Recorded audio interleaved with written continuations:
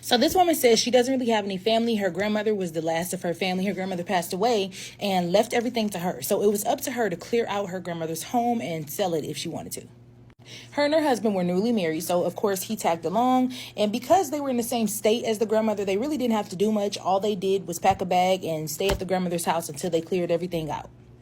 She said her grandmother comes from money, so the home was a 7-bedroom home with multiple bathrooms, very large property. So it was a lot to get done. She said her first night there, her and her husband were walking around and they were seeing and figuring out what was going to go first, what were they going to sell first, just pretty much trying to write things down. She said she felt like someone was watching her and she looked out the corner of her eye and she saw something moving. So she turned around and she clear as day sees someone running down the basement. Her and her husband quickly call the police. They leave out the doors. The police get there, they search the entire property, they have multiple police officers there, and they didn't find anything. They didn't see a sign of break-in, but that really didn't put her mind at ease because she knows what she saw. Fast forward, the police leave. Not even 5 minutes later, she hears something happening upstairs. She knows that her husband is not upstairs. She said she was almost up the entire flight of stairs and she felt hands on her shoulders and felt a push. Fast forward, it's the next day. Her husband takes a couple days off work. He wanted to look after her, but he also wanted to make sure that they got a jump start on packing everything and putting everything upstairs that was going to be sold. Fast forward, they come across this chair in the basement, and the husband can't pick the chair up, and she said her husband's a pretty strong guy. She said this chair was a vintage chair, and you can tell it was very expensive. The husband decided, he's like, hey, I'm going to hire somebody to come do this stuff. I'm not picking up anything else. I don't want to hurt myself. So they get the person over there to pick up the chair, said it was 2 big buff men and they couldn't even get the chair up. Fast forward, she said, forget it, just leave it there, whatever. The estate sale is the next morning and she said she thought it was odd that this man came up to her and he told her, well, your grandmother really didn't like people touching her things. She told the man, well, we can't keep all of it, so we're just going to sell most of it. She said he had this really angry look on his face and then he walked away. Fast forward, the first day of estate sale is over and she goes down the basement later on that night to try to see what else, they can get rid of. The chair is still in the corner of the basement, hasn't been moved. She says she felt the presence down there, so she thought her husband was walking down the stairs. She turned around. To her surprise, she saw something sitting in the chair. This something had horns on his head, red eyes, and there was a woman sitting on his lap. Girl, please. And just like that, that whole property now belongs to the state. They can have it. They can have it. Fast forward, after she sees the thing, she jets up the stairs. Fast forward, the thing grabs her ankles on the way up the stairs. She screams her husband's name. Her husband gets down there, and just like that, nothing's grabbing her ankle anymore. She looks crazy. Fast forward again, it's the second day of the estate sale. It's the next morning, but it didn't go the way that they thought it would go. People who did buy things from the first day of the estate sale brought things back. One of the people who bought a painting from her grandmother's estate sale from the first day, she brought it back. She said that when she hung it up, it was moving. And she said that she thought she was crazy at first, but she know for a fact it was moving because her grandson also saw it moving. Shortly after that, a man that came and bought something from the first day of the estate sale, he brought his things back as well. He said that the planes that he bought that were not battery operated were flying around the room. What's going on in your granny's house? What happened in your granny's house where all of these things they have a mind of their own? They're alive. Did you sell the house? I really want to know more details because this is creepy. It's creepy. That's why I don't go to estate sales. I know a lot of people do, and I'm sure not everything is haunted. It's just that I be real careful. And this story actually, I remember seeing something crazy like this on that show, A Haunting or Haunted. I remember this woman talking about when she went to an estate sale. Y'all remember that? Where that man, the one that was in the painting is the one that sold it to her. So she thought that it was his family stuff, and she took that painting home. And then when she took it home, he was drowning her in the swimming pool and in the bathtub. Y'all remember that? Yeah. I got an email from a girl who said that when she was younger, she went to school and came home and her mom had rearranged her room and she put 2 mirrors facing each other And what transpired because of this after this is absolutely horrifying. Now, to give you a little bit of backstory, when Zara was 12 years old, she was in love with anything horror, paranormal, and she'd also see things, and her parents knew this about her. Her entire family did. Zara said that her grandmother also had a very interesting gift. Anytime something bad was about to happen, her grandmother would get this gut feeling, and then she would get this smell that she didn't explain what it was, but her grandmother would smell things before something bad was about to happen. She did say that before this experience that I'm about to tell you about, nothing harmful had ever happened to her. She had experienced things that were kind of scary, pretty terrifying, but nothing harmful until this incident. Now, she did say that there was one incident where she was sleeping in her room at her grandparents' house, and she had these puppets that were above her grandmother's door. And one night she's sleeping in bed and she wakes up in the middle of the night and she looks up at where the puppets are, and the puppets are like dancing and moving around. And that was the scariest thing that ever happened to her before this incident. Now, fast forward to the incident. It's important to note that a room was set up with her bed next to her window, and her closet, which had a mirror facing the window, which is also important to know. So one day, Zara comes home from school and she walks into her room and she notices that her mom had cleaned her room and she had moved a few things around. But the first thing that she notices is that her mom had put a mirror facing the closet. And remember, there was a mirror already in the closet. So immediately when she sees this, she moves the mirror because she's like, okay, I know that this is not good. This can open up a portal. I want nothing to do with this. So she moves the mirror. She's like, okay, I'm good. Nothing's going to happen. It was only up for a couple of hours. It'll be fine. She absolutely could not have been more wrong. 2 weeks later, Zara is in her room and she's just laying in her bed when she sees something out of the corner of her eye. She looks over and there's something in the mirror in her closet. There was this woman with black hair, pale skin, and hollowed out eyes. She said that there was something black like mascara running down her face and that she had this white cut up shirt on and she was literally looking at her like this. She showed me a picture of what this thing looked like. I can't show it to you guys because I'm pretty sure I'll get in trouble for that. But if you guys have ever seen The Grudge, it looks exactly like the woman from The Grudge. So horrifying. She said the thing that scared her the most about this was not even the way that it looked. It was the aura that she was giving off. It was like a mixture of sadness and anger. So she tells her mom about this because she's obviously terrified. And her mom just simply tells her, it's not doing anything to you. Just ignore it. It's just trying to scare you. Well, that night she goes to bed and she's laying in bed and she's obviously freaked out when she notices something on the mirror. These handprints start to form on her bedroom mirror. And she keeps on looking, and this woman starts coming out of the mirror. And the thing was, is she was coming closer and closer to her, but she wasn't coming closer and closer to her with her entire body. She was coming closer and closer to her with her head only. Her neck was extending, and she had that screaming look on her face. It almost looked like she was screaming at Zara, but just no sound was coming out. Now, Zara said that at this point, she just started to close her eyes because she was so scared, but she could literally feel this thing getting closer to her. So she ends up opening her eyes again because she just can't help it. And she notices that this thing is crawling out of the mirror now. She said that her arms and her legs were so thin and tiny and her neck was so long that it almost looked like her arms and legs wouldn't be able to hold up her body. It didn't seem natural. Laura said that this went on for 2 weeks with this woman just getting closer and closer to her. At this point, she is now crawling closer to her and she's closing her eyes each time this is happening. But the thing is that it got to a point where she eventually was able to feel this woman's breath on her forehead. Or in some cases, Zara would be turned around, like facing the other way, and she could feel her like breath on her neck. At this point, Zara is not sleeping because she is so terrified that this woman is actually going to get close enough to her where she's going to like climb on top of her or do something. So she's not sleeping whatsoever. Then things escalated to where whatever this thing was making things fly off of Zara's shelves. She said that perfume bottles would straight up fly off the shelf and like smash against her wall. Here's a picture of what happened. Like that's a perfume stain right there apparently. And she said that shoes would fly off the shelves and also smash into the wall, and that her mom was so sick of this happening that the reason why there is like blue sticky stuff around the windowsill right there is because her mom put that there because so many fragile things were breaking and smashing against the wall, and that is still there to this day. Well, after about week 3 of this happening, she has had enough and she won't go into the room anymore. She actually starts sleeping with her mother. The only time she goes into that room is during the day or when the lights are on, and it's like to go get her clothes to change for school. Eventually her mom kind of gets sick of this. Her mom is like, okay, something is going on here. This is not good. Whatever this is now getting, it's throwing stuff against the wall. So she actually calls a specialist.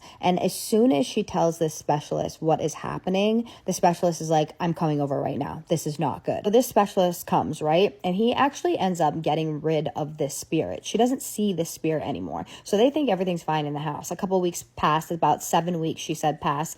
Everything was good until one night it wasn't. And in my opinion, something more terrifying happened. One night, Zara goes to bed. She wakes up in the middle of the night. She's not really sure what woke her up. She looks over because she sees something standing by her window.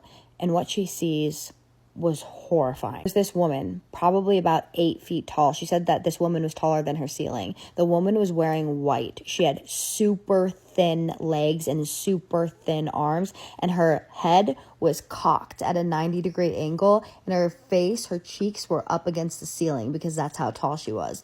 Now, she wasn't even looking at Zara. She was just standing there, staring out the window with her head cocked like this. Zara actually said that this happened for a couple more weeks, where she would wake up in the middle of the night and she would see this thing, and that her grandmother would get that smell, because she would ask her grandmother, like, do you smell anything before this stuff is happening?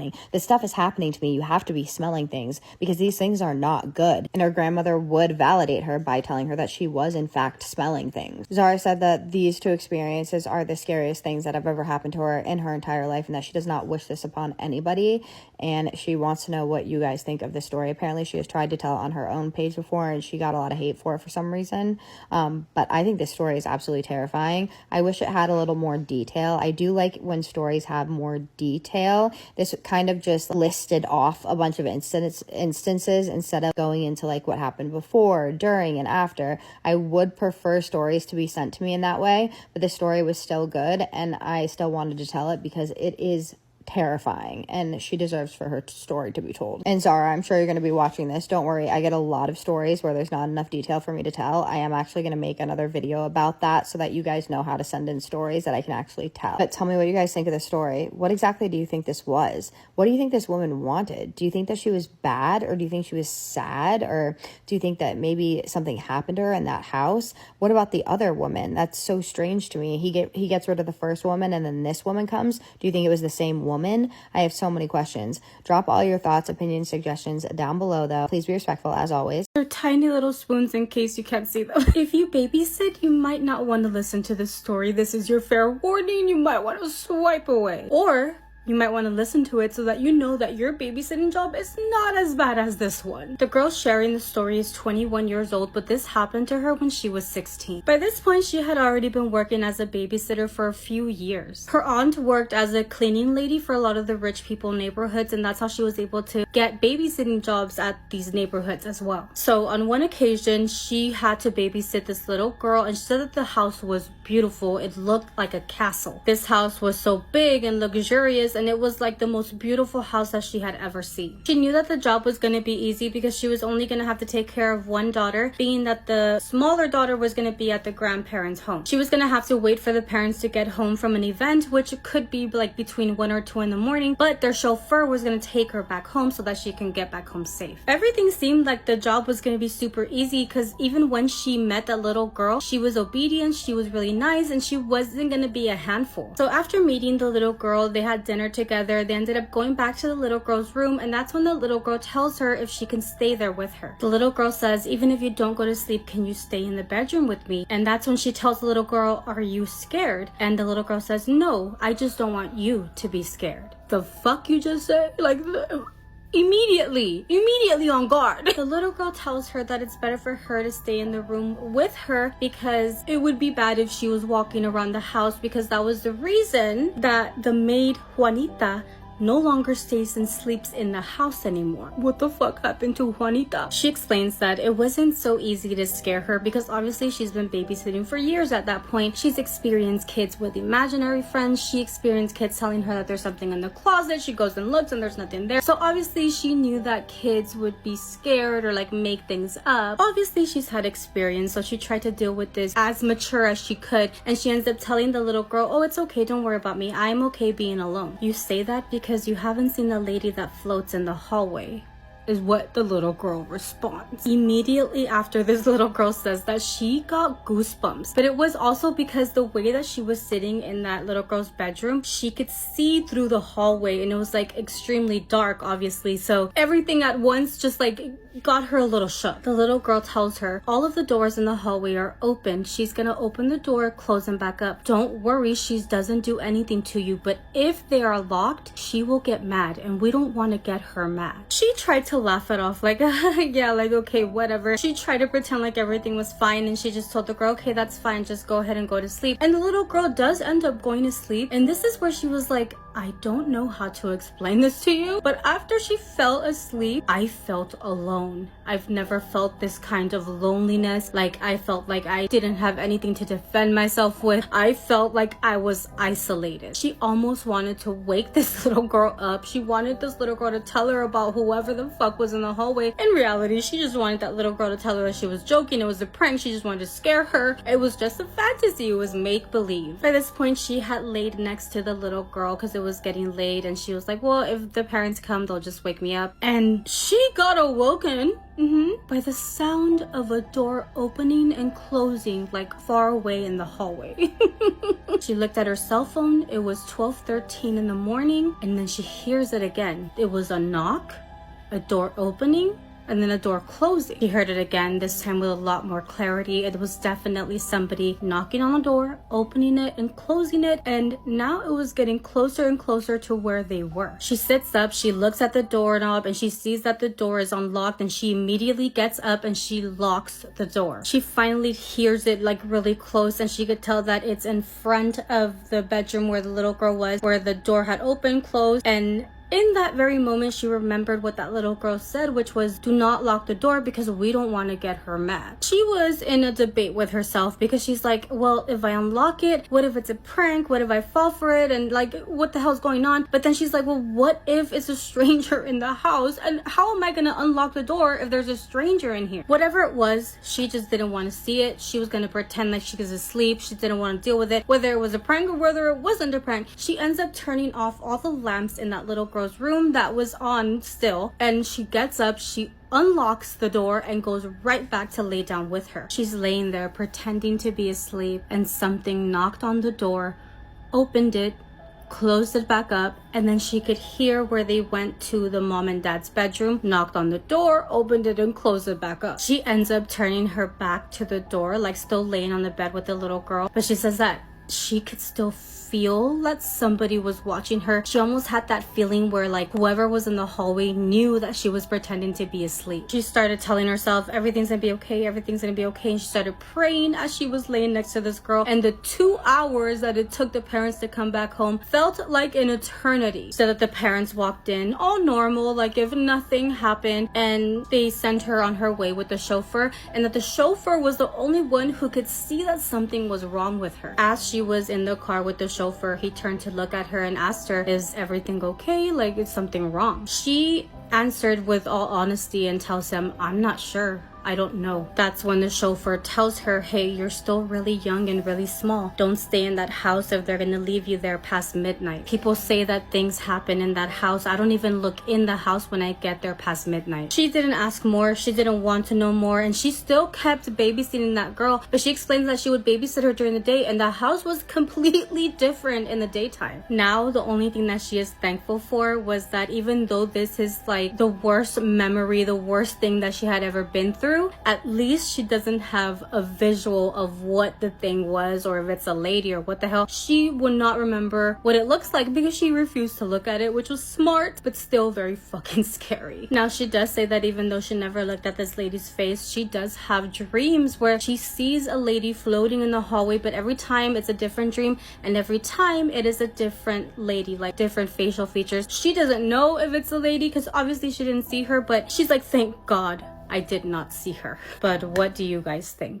Hello and welcome back to a series of spooky stories, The Haunted Tea Spill. This series is brought to you by all things spooky and ungodly amounts of paranormal activity. Per usual, haven't taken it off in like the last 5 days. Or however many. I think I said how many in my last video. Either way, it's been on since I said that as well. It's down here if you want it. It's cute. Love it. Don't forget to go follow my backup account. I'm trying to save money for a car, and any money that I make off of that account is going towards the car, okay? Thank you. Now on to the story. Hi, my name is Shannon, and this happened from the age of maybe 12 to 22. We moved into this house when I was in the 6th grade, so 11 to 12 years old. My younger sister and I shared a room. We had bunk beds. She had the top.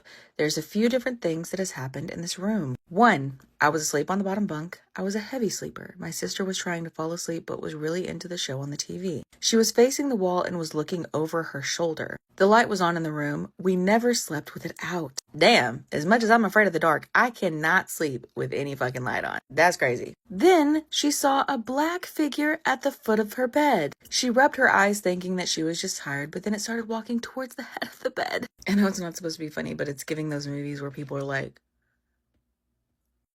you know what I mean? She said she flipped over so fast, scared of what it would do if it got to her head. She didn't scream? She didn't scream? That's crazy. It vanished. She said she jumped from the top bunk, making a loud bang, and then darted out of the room, leaving me there. You're not like really a sibling if you haven't like tried to sacrifice your brother or your sister to save yourself. You know what I mean? We've all seen the same figure throughout the years. My parents' house is a ranch style, so you can see the bedroom hallway from the kitchen. So on the right side is the bathroom, and on the left is my brother's bedroom and our bedroom. My dad has seen it go from the bathroom into our bedroom multiple times. We didn't learn this until maybe a year ago. Okay, Dad, you're going to a fucking nursing home. 2, my little brother and I were hanging out in my room listening to music, and the next minute he's frozen in place. He goes white as a sheet, and I ask what's wrong, and it's not until I look in the direction that he's looking that he snapped out of it. I didn't see anything, but he said that he saw a lady with long hair and pale skin just creeping around the door frame from his bedroom to mine.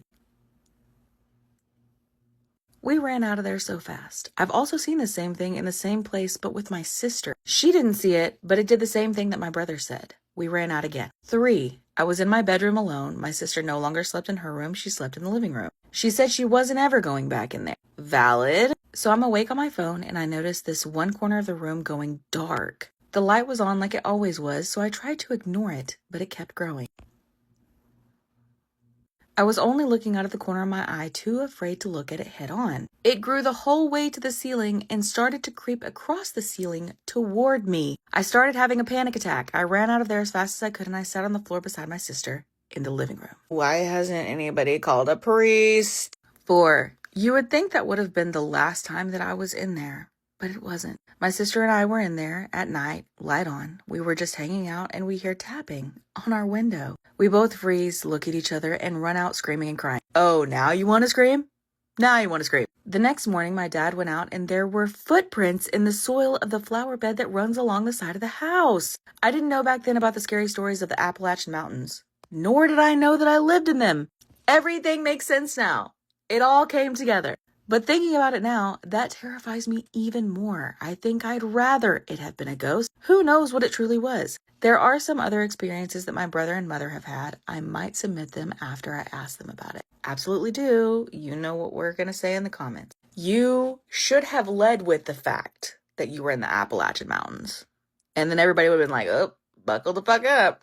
Heebs on 10. Let me know what you think in the comments. Rate on a scale of 1 to 10. 1 being the least scary, creepy, spooky, 10 being the most. If you have a story of your own that you want to submit, you can do so on the link tree in my profile. I will see y'all at the next episode. Stay spooky, friends. Let's talk about a scary story submission that I just read. So the person who sent me this email did not specify whether or not they wanted to remain anonymous, so for obvious reasons I'm gonna keep them anonymous. But this person says that they grew up in a haunted house.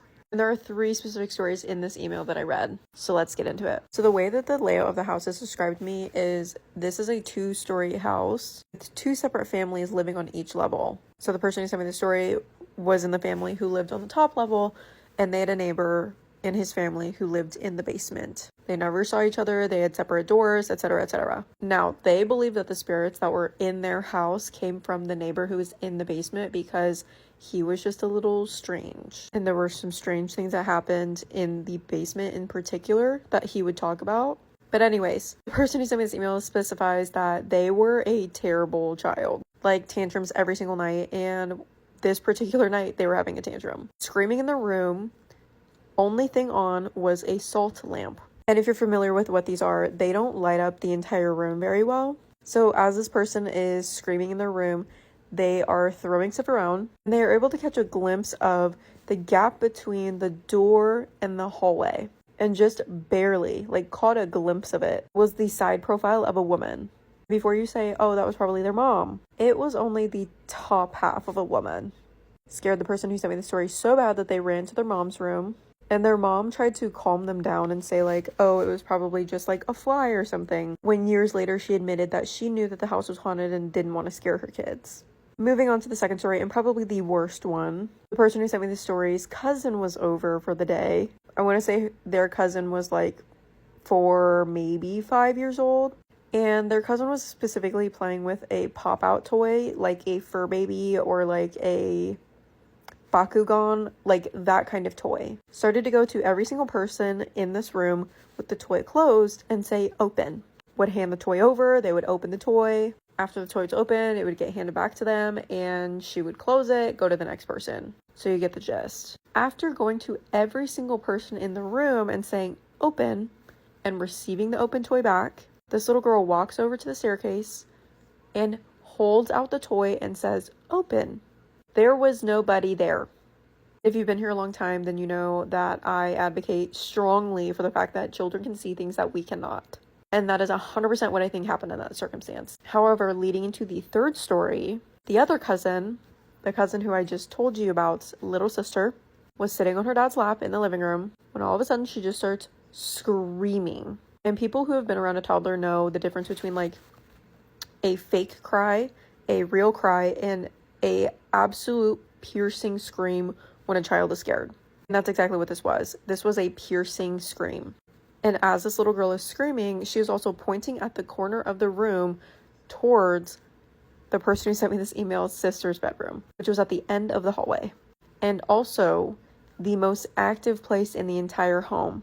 The child was not able to tell anybody why they were upset. They were just screaming and crying and pointing and just so beside themselves that they actually had to get up and leave the house. And again, I will advocate for the fact that that little girl probably did see something, but just was not able to talk about it because of how little she was, but nobody else was able to see it. But anyways, that's going to do it for me. Stay tuned for my ghost stories. What would you do if your sister almost drowned and then came back from the lake alive, but she brought something back with her? This is Scared with Jess, and today's story is about someone who said that their sister had survived, but that wasn't the end of it. My sister almost drowned when she was 19. That part is true and simple. She went to the lake with friends over 4th of July weekend, got too far out, panicked, and had to be pulled back in. Everybody treated it like a bad scare after that. They said she swallowed a lot of water, she freaked herself out and sat in the ER for a few hours, then got sent home. She came back the next day. At first, she just seemed quiet. That by itself didn't mean much. My sister was loud by nature, always talking, always moving, always halfway into somebody else's business. So when she got home looking pale and barely spoke, my mom chalked it up to shock. My dad said she just needed rest. I remember hugging her in the kitchen, and the first thing I noticed was how cold she felt. Not cool skin from being outside, cold all the way through. I actually pulled back and asked if she felt okay, and she just shrugged and said she was tired. That first week she slept a lot during the day and barely ate. At night, though, I'd hear her awake in the bathroom, and at first it sounded like normal sick person stuff. Gagging and running water, spitting into the sink. My mom kept saying her stomach probably still wasn't settled from swallowing lake water. Then one night I heard something else. I was in my room, almost asleep, when I heard this awful, wet coughing sound from the bathroom we shared. It went on much longer than a normal coughing fit, long enough that I got out of bed and went to check on her. The door was cracked, and she was bent over the sink with both hands gripping the counter. Her shoulders were shaking like she was throwing up, but there was nothing in the sink except black water. Not dark water from makeup or dirt. Black, thin and shiny under the bathroom light. I said her name and she whipped around so fast I jumped. There was long hair hanging out of her mouth. Not hers. Long, dark strands caught between her teeth and stuck to her chin with that same black water. I just stared. She stared back for 1 second and then grabbed the hair with both hands and yanked the rest of it out of her mouth like she was pulling a string. I screamed. She looked furious more than embarrassed and slammed the bathroom door in my face. When I told my parents what I saw, nobody reacted the way they should have. My mom thought I had panicked and made it bigger in my head. My dad thought maybe it was her own hair from the lake somehow tangled in her throat when she threw up. Even saying that now sounds insane. At the same time, somehow, everybody wanted a normal explanation badly enough that they reached for whatever was closest. My sister didn't help. The next morning, she acted like nothing had happened. She even laughed when I brought it up and told me I needed sleep. But her laugh sounded thin, forced, and when she smiled, I saw something dark caught between two back teeth before she turned away. After that, things got worse fast. She stopped sleeping in her bed, and more than once I woke up and found her standing by the bedroom window just looking outside. Not moving, not on her phone, just standing there in the dark. Her room started smelling bad too, like lake mud and mildew. My mom accused her of leaving wet towels everywhere, and she just smiled that little smile and said she'd clean it up. Then I started hearing her talk at night. Not on the phone, not talking in her sleep, talking low like somebody standing too close to hear clearly through the wall. One night, I got close enough to her door to listen. She was saying over and over, "I brought you back, I brought you back, I brought you back." Then there was a pause. Then she laughed softly and said, "I know you're still hungry." I stopped breathing for a second, and the next morning I looked under her bed while she was downstairs because by then I had reached the point where I knew something was in that room with her, even if I didn't know what. There were damp clumps of hair under there. Not one or two strands, clumps. And a dead fish. Not a whole big fish, more like something half rotted and dragged in from the lake, already smelling bad enough that I gagged. I told my parents again, and this time my mom finally got scared. They tried to make my sister go back to the hospital, but she refused. My dad physically reached for her arm, and she jerked away so hard she knocked a kitchen chair over. I had never seen her move that fast. And that same night was the worst one. I woke up because I heard water dripping, steady and slow. I sat up and realized the sound was coming from my bedroom floor. My sister was standing at the foot of my bed. Her night clothes were soaked. Water was dripping off the hem and pooling onto the wood. Her hair was hanging in strings around her face, and she was smiling at me. And her mouth was full. I didn't understand what I was looking at for a second. It looked more like hair jammed between her lips until she opened them wider, and I saw it wasn't only hair. It was weeds. Mud, something pale caught between her teeth that looked too much like a part of a small fish spine. Then she leaned her head to one side, and black water started running out of her mouth onto the floor. I started screaming for my parents. She came toward me then, fast. Not lunging exactly, more like she folded down over the bed in a way that made my whole body lock up. Her hands landed on the mattress by my legs, and her face got close enough that I could smell the lake on her breath. And in this soaked, ruined voice that only sort of sounded like her, she said, "It was dark down there." My dad hit the bedroom light and she jerked back so hard she nearly fell. My mom was right behind him, and all three of us were yelling at once. My sister backed into the wall, still dripping, still smiling, and then suddenly she looked terrified. Like she had just woken up somewhere unfamiliar. She started crying, real crying this time, sobbing hard she couldn't stand up straight, and my parents got her to the hospital that night. She stayed there for almost a week. I never got a clear answer about what they thought was going on. My parents kept it vague, stress, trauma, some kind of episode. They changed the subject every time I asked for specifics. All I know is this. When my mom and I went back into her room the next day to bag up clothes for her, the carpet by the bed was still damp. And under the bed, where I had seen the fish before, there was a line of wet hair leading all the way to the wall, just stopping there, like whatever had been hiding under the bed had finally gone back to where it belonged. My sister came home quieter after that. Different, but more like herself than before. She never talked about the lake. She never talked about that night. and she moved out the next year and now lives 3 states away. We still talk, but there are things I can tell she does not want me bringing up, and I don't either.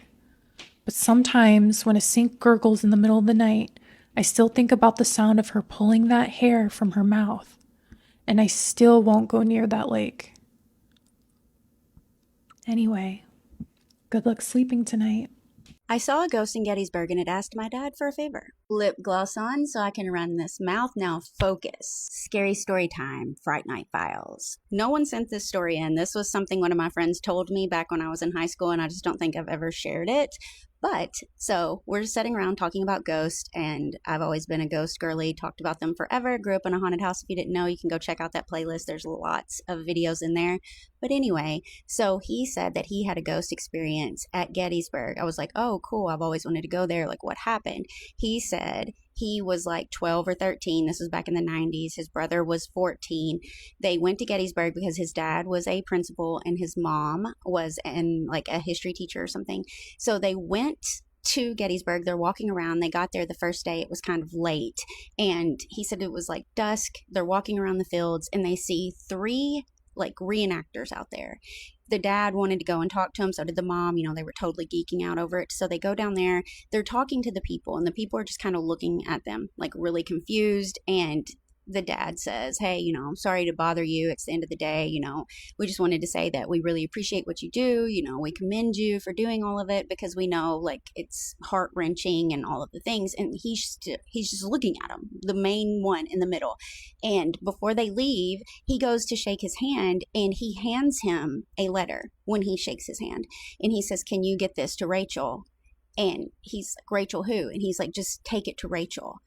And he's like, I don't have time to tell you, you know, like, thank you so much. You know, we're late. And then they just like run off. They like literally run off. So they go back into the town and they go to some like little shop or something. And the dad walks in. He tells the lady that works at the shop, hey, we just saw some reenactors out there and they wanted me to like try to find Rachel. And he had put the note in his back pocket. He didn't read it. He didn't, you know, violate any of that, but he put it in his back pocket. And she tells him like, who was it? You know, what did he look like? You know, did he have dark hair? And he was like, yeah, he was probably like 5'4", 5'5". He had dark hair, dark eyes. He was with 2 other guys, but they didn't give me their name or anything.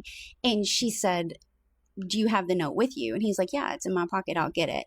And he goes to get it and it's gone. And he was like, oh no, I must have dropped it. And she was like, no, you didn't drop it. She was like, this happens all the time. She said like 2 or 3 times a month, people come in here saying that they have a note for Rachel. They go to get it out of their pocket. The note's gone. It's a ghost of a soldier trying to get a letter to his loved one, his fiance, his girlfriend, whoever Rachel is.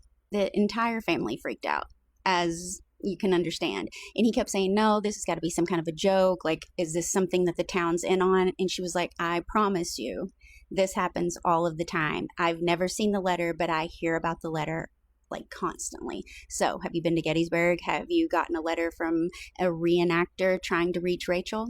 This story sent in from one of my followers is absolutely terrifying, and I could not imagine being in her position. She would like to remain anonymous, so we're going to call her Jessica for the story. The main event in this story happened in 2020, but she said it definitely started years earlier. Back in 2017, she had moved in with her now ex-fiance. He owned this old 4-story building that was split into a few apartments. So they were living in the duplex, and she said that almost immediately things felt off. She said whenever she was alone, she would hear noises, but they didn't seem random. They seemed deliberate, specific. The sound of footsteps and movement, as though someone were walking from room to room. At first, she was just trying to tell herself it's just the house settling, but then came the shadows. She would see them through the crack under the door as though someone were passing by. More than once, it was so apparent that she assumed it had been her fiance coming home early from work. So she'd run over and open the door and then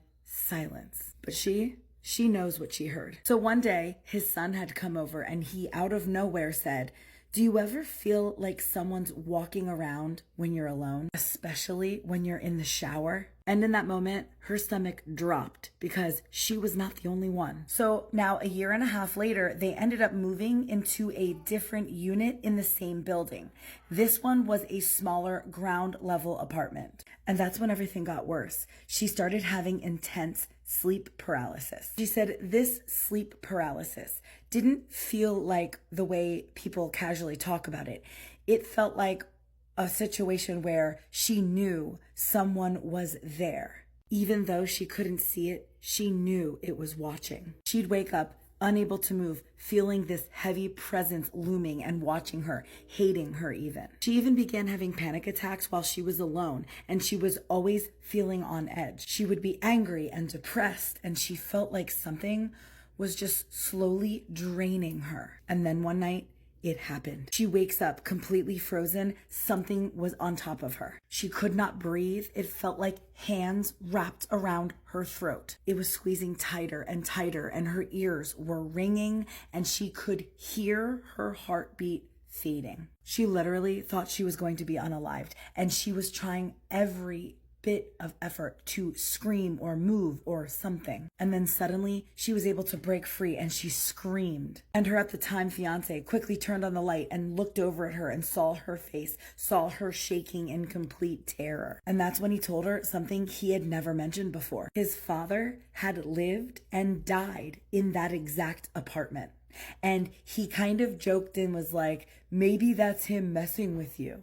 No wonder he's her ex. Anyway, she didn't find it funny. But then she said a few days later, something else happened. She was lying in bed. She wasn't asleep yet. She was just resting with her eyes closed. And then all of a sudden, directly next to her ear, a man's voice yelled, "Jessica!" She said this was so clear, loud, and real. And she asked her fiance if he heard it. And he said, yes, he did. And then he said something that she will never forget. He said, "That sounded like my dad." She did not sleep at all that night, not even a little bit. And shortly after, she ended up moving overseas and starting an entirely new life in Europe. And I wish I could say that it ends there, but it doesn't. She said this thing followed her. The nightmares continued. The sleep paralysis just kept getting worse. She became terrified of the dark, of mirrors, of being alone, and she always felt like she was being watched. To live on edge like that, I could not even imagine. A literal waking nightmare. So eventually, she went and saw a psychic, and she makes note she did not tell this person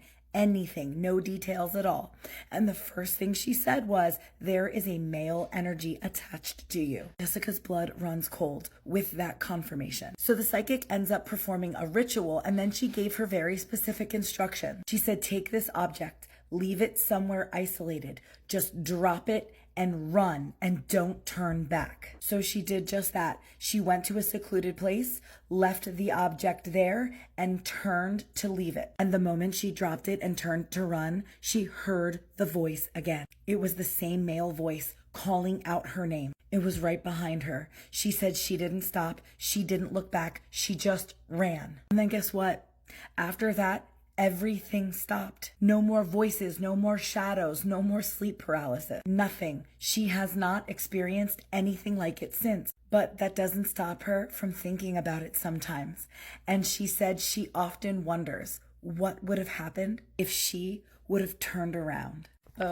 So many chills. I am sure that Jessica will be in the comments eager to see what you have to say. So drop them below. And if you have a creepy or paranormal story, I would love to hear it. And if you're new here, you gotta follow for more creepy story time. Want to get creeped out? Let's talk about a terrifying folklore creature. This is a horse with hooves that are backwards, okay? Look at this thing. So creepy and I love it. This is called the Nikur. This is a water horse of Iceland and it's found in pools, lakes, ponds, rivers, the sea. This thing is ancient and terrifying. This horse is usually gray in color, but can be other colors like black, pink, white, yellow, or gray with a dark streak on the back. It also will possibly have red cheeks, a blaze that can give the impression that it only has one eye. Its mane might be a different color than its body, and it has a short neck. But creepiest of all is its reversed hooves, which it allegedly will not let anyone inspect because this thing is not nice, okay? So why would it let you inspect its hooves? It wouldn't. Now, this creature can actually change form at will, but shape-shifting isn't a major part of its lore, but other things that it might show up as is a cow with reversed hooves that you will not be able to milk, or a giant salmon or other fish. Plot twist, Nessie is one of these guys. But also in some legends, this creature shows up as a handsome man and uses this guise to woo its heroine and then drown her. Bad news bears. But sometimes also this thing has 12 legs.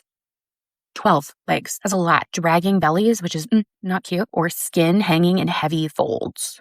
It's not cute either. This creature is described as malicious and cruel, but it will present itself as tame, friendly, and safe to ride. Also, if you've heard another name for this creature, that is because there are so many different variations. For instance, the Kelpie is one that I've talked about that is very similar, but it's not exactly the same. When someone mounts the Nikur, the rider becomes stuck, and then the creature gallops into the sea and you drown unless you know how to breathe underwater. This creature is also said to break the ice of frozen lakes to drown fishermen. Now, allegedly, it is safe to ride the Nikur if there is no water anywhere near you. But if there is water near you and this thing detects it, you should scare it off to prevent disaster. Another way to protect yourself about this creature is by burning a fire. If you burn it all day, the Nikur is said to go elsewhere. They are afraid of fire and they are also afraid of holy water. Plot twist though, it is said that a Nikur can be caught, tamed, and forced to work. There is supposed to be a swelling underneath the left shoulder of this creature. If the swelling is punctured, the Nikur becomes safe to ride and loses its harmful nature, but the swelling may return over time, so you got to keep your eye on that left shoulder. It's also said that this creature hates hearing the sound of its own name, so this is another way you could protect yourself by saying Nikur or one of its variants, and then the creature is said to buck, shy, and gallop into the water. It's also said they dread the names of God and the devil, the sound of church bells, and the signs of the cross. Did I do that right? I don't know. Now, here are a few quick folk tales, the synopsis of this creature. In eastern Iceland, there is a place called Butter Lake Heath. It is said that a servant girl was traveling to sell butter. She mounted what she thought was a tame gray horse, and the horse ran into the lake and drowned her. The lake then became known as Butter Lake, and the surrounding area became known as Butter Lake Heath. Next, near Akureyri in Iceland, I'm sorry if I said that wrong, but I think I said it right. So there was a Nikur that lived in deep river pools. The villagers built fires around the pools and would throw coal into the river all day long until the Nikur fled. And allegedly, no drownings have occurred since. Now, lastly, in Iceland, there is a place called Kremsi or Kremsi. I feel like you're supposed to say it with a K, but I could be very wrong. There was a Nikur that lived in the sea, and it would neigh whenever islanders returned with cows. The neighing of this creature would cause the cows to go mad and to jump or run into the sea and drown. For that reason, islanders did not keep cows until the mid-19th century there. Anyways, that's it for this one. See you next time. Thanks.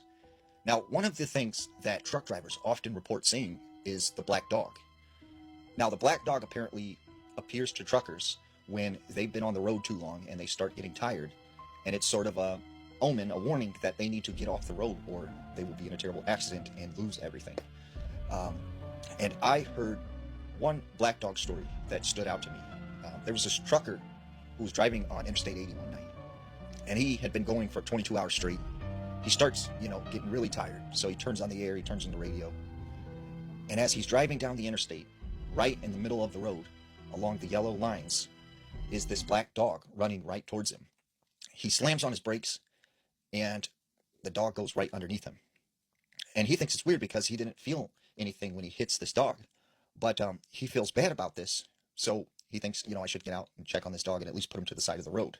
So he gets out of his truck, and he's, got a flashlight, and he's looking around, and he doesn't find a dog anywhere. So he gets back in his truck, and as he's driving, he radios to another driver, and he tells him, what had just happened to him. And that driver instantly says, "Get off the road right now and go to sleep. Do not drive anymore tonight." And so this driver's like, "Oh, okay." So he pulls off on the truck stop, and, he goes to sleep for a couple hours.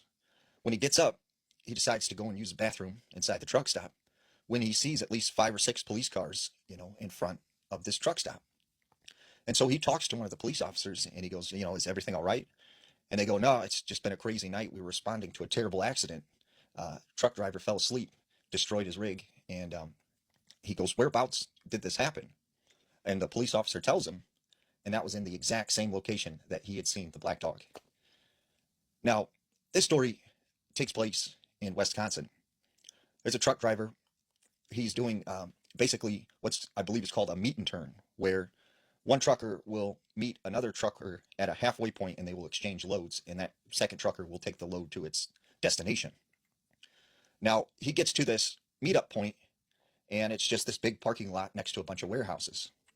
And he's there an hour early, so he says, you know what, I'm just going to take a nap and wait for this guy to come.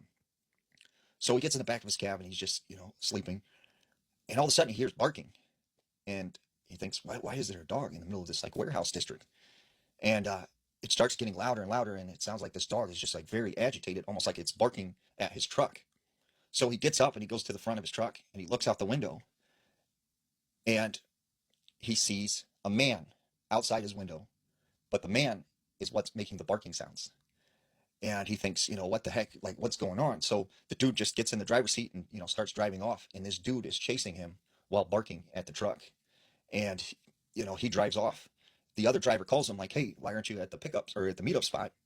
And guy, tells him what happened. And he's like, well, I'm here. There's no dude. There's no dogs. There's nothing around. And he said after that, he stopped doing these meet and turns because it had freaked him out that bad. So another creepy trucker story that I'd heard is in Greenwich, Rhode Island, there is a truck stop that is literally right next to this old cemetery. And one night, this truck driver, he, pulls in for the night, and he goes in the back of his cab, and he starts going to sleep. Well, it wasn't long before he hears boom, boom, boom, 3 knocks on the side of his rig. And he thinks, it's probably like a lot lizard or something. So he goes, he opens up the curtain and he looks out, and there's no one there. So he's like, what's going on? So he closes the curtain, goes back to sleep. Once again, man, he's woken up. Boom, boom, boom. And he gets out this time of his rig, and he starts looking around. There's no one outside, no one near his truck. And so he goes back in, and he says, you know what, I'm going to sleep in the driver's seat. And if, someone comes and knocks on the door, I'll see him this time and tell him to stop messing with me. So he's laying in the driver's seat, and all of a sudden, his rig starts up by itself. And he's looking, at the, like, how in the world did this just start up? So he turns it off, and he thinks, I need to get a cup of coffee, man. I'm losing my mind. And so he gets out of his truck, goes into the truck stop, and starts talking to the lady at the counter. And she goes, yeah, there's right next to here, the cemetery is an old pioneer cemetery from the 1800s. And a lot of weird stuff happens here at the gas station. And so he was tired, but he decided, I'm going to go somewhere else and sleep. And so he got in his truck and just left. This next story is, to me, is the creepiest. There was a truck driver who basically, he drove this flatbed trailer that, and his job essentially was to take cars that had been in wrecks and apparently bring them to this place where they would research these cars and see what they could have done differently to prevent, damage in certain points of the car or death and stuff like that. And so one night he's transporting this wreck that had been in a bad car accident and completely totaled this vehicle. And as he's driving down the interstate, he hears beep, beep, beep, like a horn honking. And he's looking out his mirrors. There's no one behind him. He's thinking, who the hell's honking at me? So he keeps on driving. And once again, beep, beep, beep, he's hearing honking. So he's like, wait a second, is that coming from the cars that I'm transporting? So he pulls off the road, and he gets out of his truck, and he goes and he's like looking around at this truck or at the car that he's transporting, and there's no horn honking or anything. And like, he thinks maybe the car, from the damage from the wreck, maybe, it is causing the horn to go off or something. So he gets back in his truck and he starts driving again. And as he's driving, right, he hears the honking. And I mean, his whole drive to the nearest truck stop, this car is honking from the back, even though there's no one inside of it and it's completely totaled. So he pulls off into the truck stop, and he gets out and he's walking around the back of his truck, around the trailer. And he's just looking at this vehicle and he's trying to figure out how in the world can this horn honk? And right at that moment, the car starts up and the lights turn on and the engine starts revving. And he's freaked out at this point. And so he goes and runs back in his car and he radios to dispatch, and he's like, I don't know what's going on. This car is turned on by itself, and it's, the lights are on and it's honking. I don't know what to do. And so dispatch says, go and just look inside the car, make sure that, there aren't keys in the ignition, or, check a few things and just, get this load to where it's supposed to be. So he gets out goes back to the vehicle, and when he looks up into the driver's side, he sees a face of a man just staring at him, looking at him from the window, and he just takes off running, leaves his rig there, and he calls dispatch and is like, I'm not taking this load. I'm not even getting back in the truck to drive to the nearest truck stop. Like, I'm done. I'm not doing this. And he quits his job like that day, and he had been trucking for like 20 years, and he said he never would like not, give up a load or anything, and after that day he quit, and he never was a trucker again. Did you know that Scooby-Doo on Zombie Island is based on a real place called Avery Island? It's located in the Atchafalaya Swamp in Louisiana. And this place is known for legends of pirates, witches, voodoo magic, and even ghosts. Now, situated in southern Louisiana on the bayou lies Avery Island. This place is an old pepper plantation. And in fact, one of the plantations that's found on this property is the house used in the Scooby-Doo movie. And very similar to the movie, there are legends of witches, Confederate soldiers, and even zombies. Now, there was a story of these two girls that goes back 100 years, Odette and Agnes. Now, a lot of people spoke during this time that there was a witch located in the swamp. And many of the young children in the area would often talk about this witch. And it's said that this young woman named Odette and her friend Agnes decided one night that they were going to go and look for the witch of the swamp. So they build this small raft and they head off down this channel. And as they go deeper and deeper into the swamp, they start to notice a lot of the trees are covered in the Spanish moss. And they see the giant roots of the tupelo trees sticking up from the water. They hear the sounds of the frogs and the gators, and it's almost as if this swamp is fully alive and living. And as they make their way down this channel, they started to get into a deeper area where the trees and the foliage was very thick. And that's when Odette started to get this really bad feeling, like something was wrong. So she looks at Agnes and says, maybe we should turn back. And Agnes, who is just as afraid of what's going on as her, says, yes, I agree, let's turn around. But right at that moment, they hear this loud splash in the water behind them. And as they look to the back of this swamp, they see ripples in the water. And that's when they notice the swamp went completely quiet. And all they could hear was the ripples of this water moving closer and closer towards them. And the next thing they know, the raft began to shake violently. And they are flung into the water. So they swim frantically to the shore. And now, as they get onto this muddy ground, they begin to see a head peer from beneath the depths. And out of the water steps this woman who's covered in Spanish moss. Her skin is decaying and rotten. She has these bright yellow eyes, and she seems to almost hover above the water. And as she moves closer and closer to them, these two girls begin to panic. Odette takes off running, and as she's running away, she begins to hear screams from Agnes, and she knows whatever this is, it has her friend. But she continued on until she made it back to her village, and she tells everybody in town what had happened. They sent out a search party, and for weeks they looked for this young girl, and they never found her. But there were whispers that it was attributed to the witch of the swamp. The reason Bigfoot scares me is because most of the encounters you hear are sort of friendly in nature. Bigfoot walking by through the woods, or him banging on trees with sticks, or hearing screams or noises out in the woods. But there are a few reports of Bigfoot being very aggressive and even dangerous. Now, this story takes place in upstate New York. There was this man who lived with his wife and 3 kids. And his wife and 3 kids, they would often drive back and forth between New York City and where they lived, near the Adriatic Mountains. And this particular time, his wife and 3 kids, they were staying in New York City for a couple weeks. So he was home alone. So one night he is sitting in the living room watching TV when he started to get this feeling like he was being watched, and he just couldn't shake it. He said that's when he started to hear noise coming from the backyard. So he gets up, he goes into the kitchen. There's like this big window. And as he turns the light on to the backyard, he could see the shadow of something moving in the woods behind the house. But he never physically seen anything. He just sees the shadow. So he goes and thinks, okay, maybe this is just some kind of animal. So he goes back to the living room, he sits down, but he still had this feeling like he was being watched. So he said, you know what, I'll just go to bed. So he goes to bed. Next morning, he gets up and he goes outside. He thinks, maybe there was an animal or something that came through the yard. Maybe I'll find something.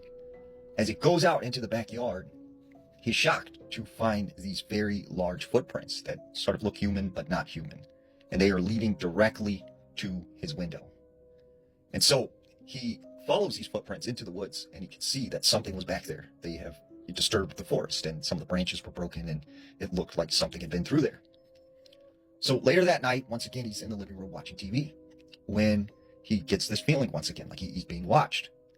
And he said he started to hear these loud screams coming from the backyard. And they sounded very inhuman. They didn't sound like any animal he'd ever heard before. And they just got louder and louder. So he gets up, he goes to the back door, and he opens the door, but he leaves the screen door closed.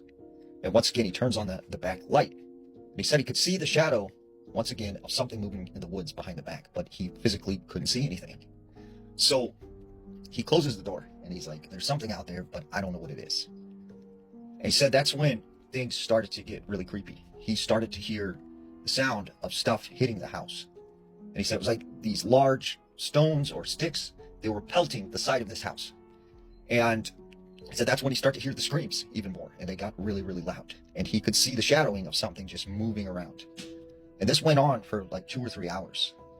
And over the next couple of days, he kept having these strange encounters where he would see stuff moving around the backyard. He would hear things, but he never physically saw this thing.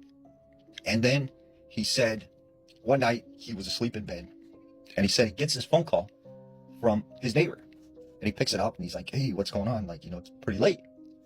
And his neighbor said, hey, there's someone trying to get in your window, but he's in some kind of like fur coat, which is weird because it's the summer and but he's trying to get in your window. So he grabs his flashlight and he grabs a firearm and he walks over to this window that the neighbor had said he was, messing with. So as he goes to the window, he pulls the blinds up, and when he shines the light, said he sees this very large, hairy, human-like creature just looking at him. And he said this thing just began to bang on the window, and it actually caused a crack. And he said that's when it took off and ran into the woods. And after that, it was completely silent the next couple of nights, and he never had an encounter again.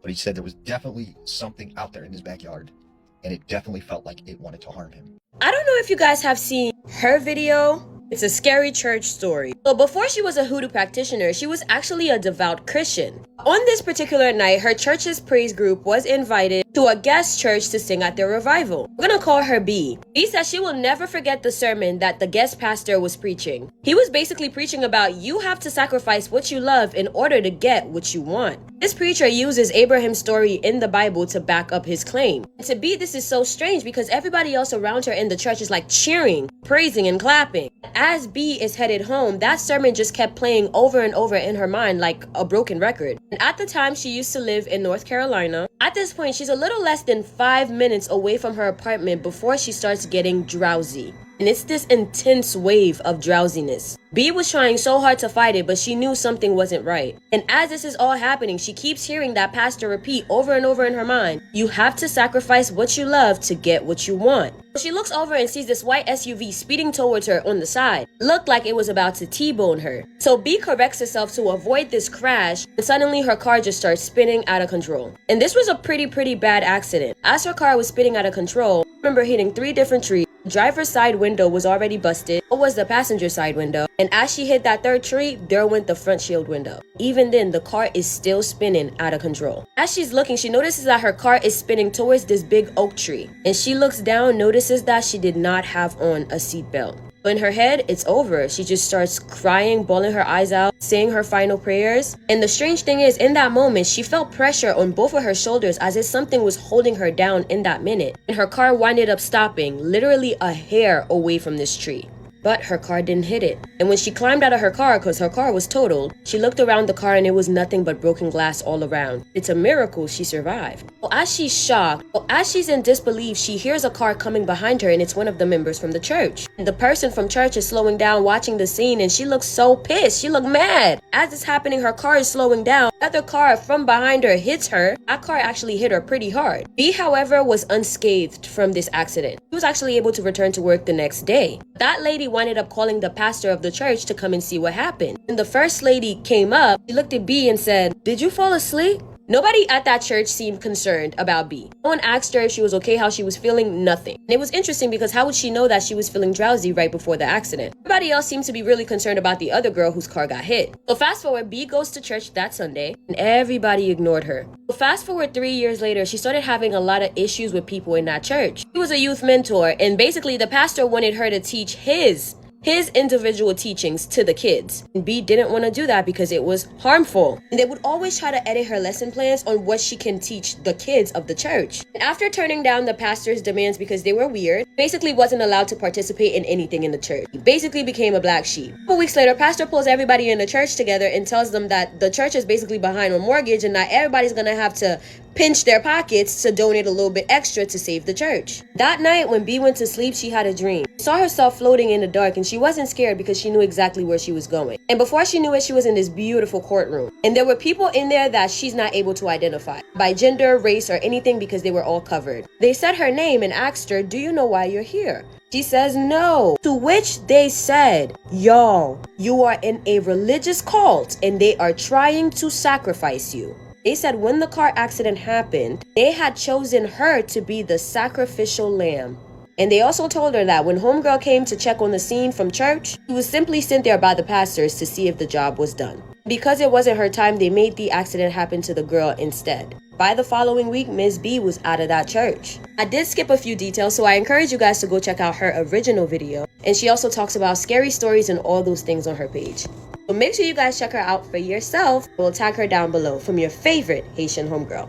My uncle was cursed when he ate something that he was never meant to, or that was never meant for him. This story was sent in by one of you guys, but I'm gonna go ahead and tell it in the first person, even though it did not happen to me. My great-grandmother grew up in Puerto Rico, but around the time this story took place, she was living in Brooklyn with her 5 children, one of which was my uncle Victor, who was only 14 at the time. Now, there was a woman in the neighborhood that was known for practicing witchcraft. For whatever reason, she became extremely obsessed with my uncle Victor, even though she was way older and even had children that were older than him. Not long after, rumors spread around the whole neighborhood about my 14-year-old uncle and this older woman being together. The moment my great-grandmother found out about it, she put a stop to it and my uncle listened. Unfortunately, the other woman did not take it so well. The last thing she says was, "If I can't have him, no one else will." One day, someone delivered a tray of food to my great-grandmother's house. Since she wasn't home, when my uncle Victor got home, he assumed that his great-grandmother left it there for him, so he went ahead and ate it. Almost instantly, he became extremely sick. At first, it looked like the flu, but then it just got worse. So much so that my great-grandmother rushed around all the different doctors around Brooklyn to try to get him help, but no one could figure out what was wrong with him. Within a week, his condition became terrifying. He could no longer speak. He couldn't function on his own. He didn't even know his own name. At which point, my great-grandmother decided to take him to a curandera. The moment my great-grandmother walked into the curandera's office, the curandera looked right at her and said, "I have been waiting for you. Your son only has 7 days to live." She then told my great-grandmother that she needed to go to Puerto Rico to gather these herbs that could only be found in Puerto Rico because they needed to do like a 7-day cleansing on my uncle. That was the only way he could survive. My great-grandmother immediately ran to Puerto Rico. She flew over there, got the stuff, came back, and they were able to save my uncle's life. And 7 days after, he was still alive, but unfortunately, he was never the same. He never regained his speech, and his abilities were just not the same. He was just a completely different kid after that. Years later, my great-grandmother ends up running into the woman that had done the witchcraft on my uncle, and the moment she saw my great-grandmother, she went up to her and she begged for forgiveness and said that all 3 of her sons had passed away due to unknown illnesses in extreme agony. Apparently one of her sons, at the time of his death, he didn't even know who he was, and his body like blew up so much, like swelled up so much that he literally exploded right before he passed away. Till this day, my uncle is still not the same. And the weird thing about the whole thing is that ever since all that took place, he was never able to step foot in Brooklyn ever again, because anytime he goes anywhere near Brooklyn, he gets extremely sick all over again. Oh, and when the woman asked my great-grandmother for forgiveness, my great-grandmother responded with, "Pray to God, he's the only one that can forgive you." Never trust anyone. Never trust anyone. Let's talk about some more conspiracy theories, but this time it's a little different. So I went to Reddit, typed in conspiracy theories in the search bar, and I came across this thread that looks real interesting and we haven't talked about before. What celebrity conspiracy theory do you absolutely 100% believe is true? Let's read some of the comments. Former Disney stars do publicity stunts to purposefully sabotage their image and be released from Disney's clutches. I completely believe this. I feel like Miley Cyrus, Justin Bieber, Britney Spears. It's actually very sad, but it's honestly really smart. If you don't want them making money off of you anymore, just ruin your reputation. Do some stupid shit. I feel like that would work. Most, if not all, of the celebrity rivalries are fake and is mostly used for promoting one another. Okay, I believe this. I mean, obviously, celebrities are going to have real drama. They're real people. But I do believe that a lot of it is faked for attention. Kind of like the whole Alex Cooper and Alex Earl thing right now. That was honestly the first thing that went through my head. And I'm probably wrong. But I couldn't help but wonder, like, is this like a publicity thing? I don't know. Bill and Hillary Clinton barely even coexist. They live 2 completely separate lives that are anything but an actual marriage except in name. I believe this. I think probably after the whole scandal thing that he did back in the 90s, maybe that was like the time that she did it. I don't know, but I absolutely believe that she is married to him. Maybe just to get herself further? I don't know, but I don't think she actually loves that man. But you gotta do what you gotta do, girl. Just the usual. OJ did it. Spacey is a weirdo. Cruz thinks he's a supreme alien. And South Park is a low-key major whistleblower. Duh. OJ definitely did it. Spacey is definitely a weirdo. And Tom Cruise absolutely thinks that he is something else, girl. Something that he's not, okay? And South Park is freaking hilarious. Khloe Kardashian is OJ's daughter. I kind of believe this one. I've thought about this one for a while. I mean, the resemblance is uncanny. Avril Lavigne passed away and was replaced by a clone. Okay, I've looked into this one, and I mean, it really does look like she's just gotten older, like everybody else does. I don't know too much about that one, but if you do, let us know in the comments. The creator of Simpsons has a time machine. Okay, no, The Simpsons is so freaking weird, y'all. It literally does predict the future. Beyonce faked her first pregnancy. You guys, I'm gonna look for the clip or a picture or something and put it like right up here. I don't know. That's freaking weird. If you have a celebrity conspiracy theory, drop it in the comments. I visited the Lauri House in New Orleans and something happened that I cannot explain. So I visited with a friend and we did all of the tourist things. We ate food, we did ghost tours, and we checked out the French Quarter. One afternoon, we decided to go visit the Lauri House. I didn't know all of the details, I've just heard of it, so we went and did a tour. Our tour guide went into the history. He talked about who owned the house, and he talked about the fire that happened in the 1800s and what was left. Don't get me wrong, it was very disturbing, but I didn't take it as anything paranormal, I just took it as old history. After the tour ended, most of the group moved on, but I stayed behind to take a couple of pictures of the house. It wasn't too crowded, just a few people passing by on the sidewalk. I stood across the street and I just pointed my phone towards the house that way and took some pictures. Now, the shutters were partially open, just enough to see a little bit on the inside. For a second I thought I saw movement. Not super clearly, but just something shifting back from the window. I figured it was probably just a reflection of something because I don't think anybody lives in there full time. So I took a couple more pictures and then I grabbed my phone and I zoomed in on the window on one of them. I don't know why I did it, I just had one of those feelings and so I had to explore the feeling and so I zoomed in. When I zoomed in, I saw it again. It wasn't movement obviously because it was just a picture, but it looked like a figure, like a person standing back kind of behind the window. And I put my phone down and I looked up and I didn't see anything. I just saw darkness. And then I looked back down on my phone and you could see it. I talked myself into thinking it was just lighting or shadows. I took one more picture and then I left. And then later that night, my friend and I were looking through pictures from the day, and I came across one of the pictures that I zoomed up in and screenshotted.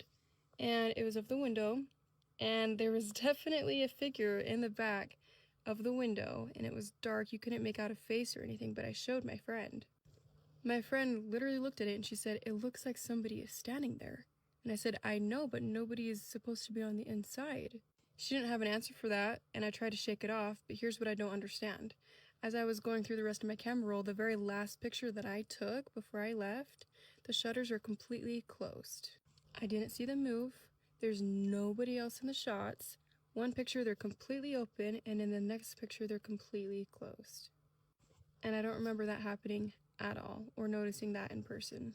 This 18-year-old decided to unalive her 5-year-old brother and then did the worst. She ate his private parts. You heard what I said, story time. So this 18-year-old girl, she was left to watch her 5-year-old brother by her mother while she went to run some errands. She wasn't going to be out long, so she went. When she came back, she could not enter the house. The door was locked. She knocked and she shouted for the children to come and let her in. But then her 18-year-old says she cannot let her mother in the house. Mother is worried, thinking something has happened to them. So she decided to call her brother to come. He came and broke the door. And what they saw was a horror in that house. They immediately called the police. When the police arrived, they saw that she had dismembered her 5-year-old brother's body, then proceeded to eat his private parts. The police asked her what happened. At first she didn't want to talk, then she started talking. She said she called him to come to her room to watch a game. Then she smothered him with her pillow. And then she used a knife, tried to decapitate his head, and she couldn't do it fully, so it was left really bad. She proceeded to burn his feet. And then they had like ritual stuff, candles surrounding the body of the 5-year-old. As if that wasn't bad enough, she decided to eat his private parts, his genitals. That's not just the crimes that this girl has committed. She actually bit their family dog. So she's now receiving psychiatric help, but also she's been imprisoned. Goodness me, what is going on?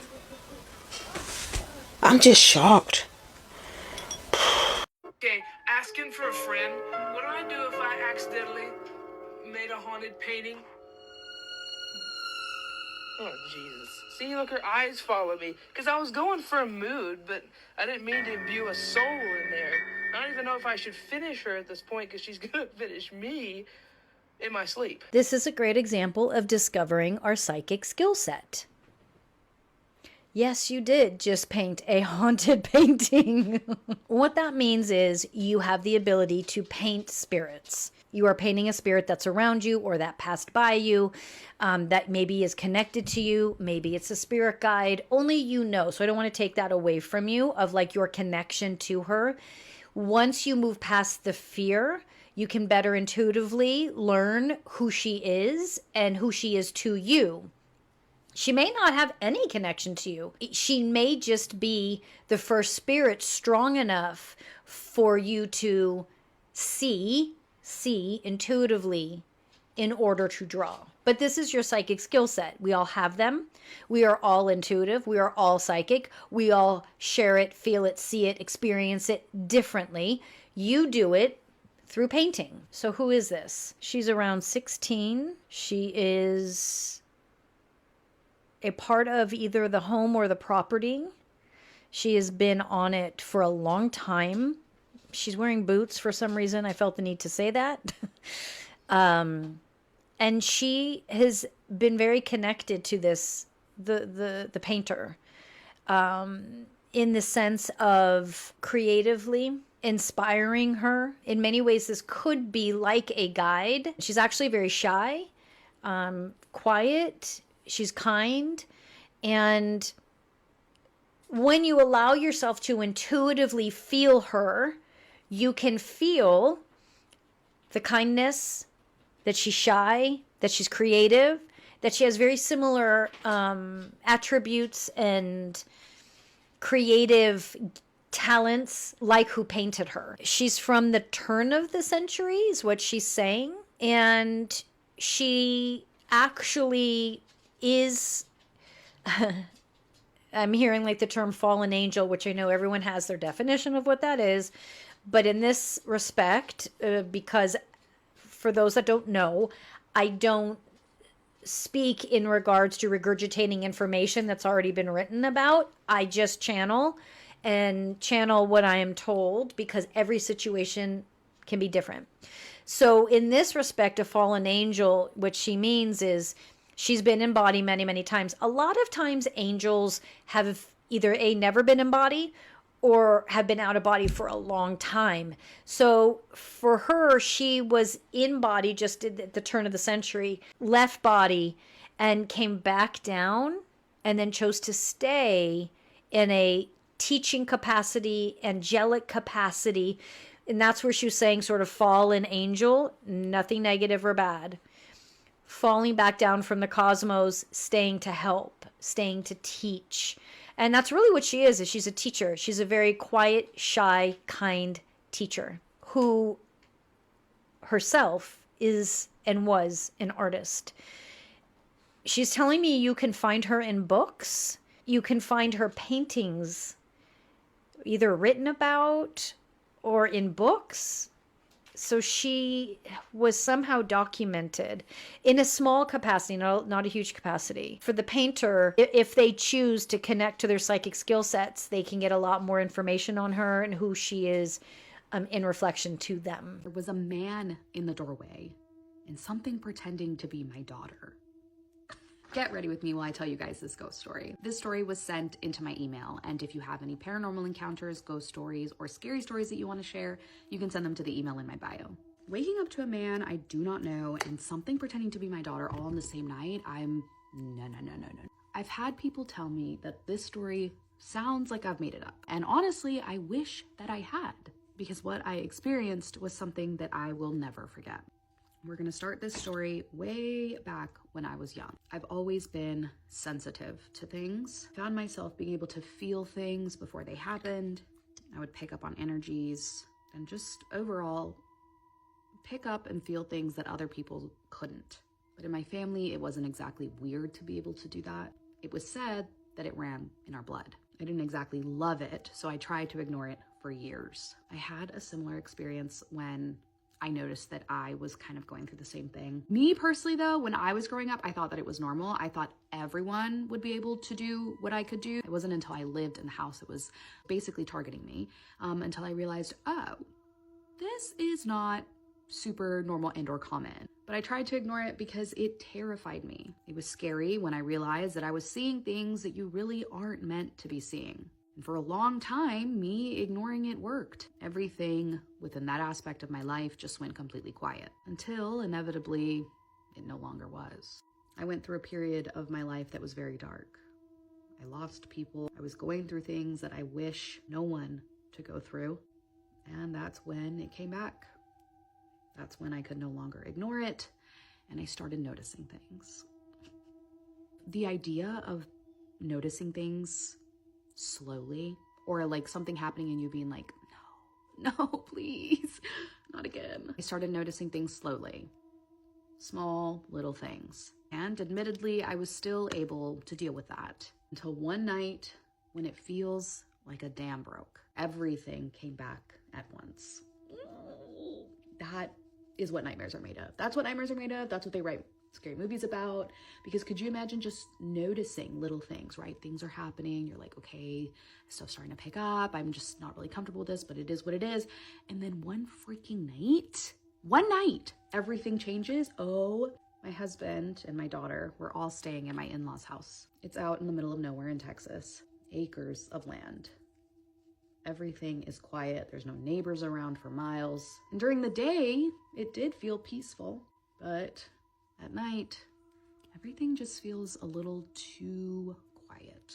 This particular night, we were sleeping in my sister-in-law's room, and I happened to have been 6 months pregnant, so my darling husband allowed me to have the entire bed, and he and my daughter slept on the floor. Being pregnant and uncomfortable, it wasn't uncommon for me to wake up in the middle of the night to move around, so around 2:30 in the morning, I found myself doing just that. I woke up to turn over, and that's when I saw him.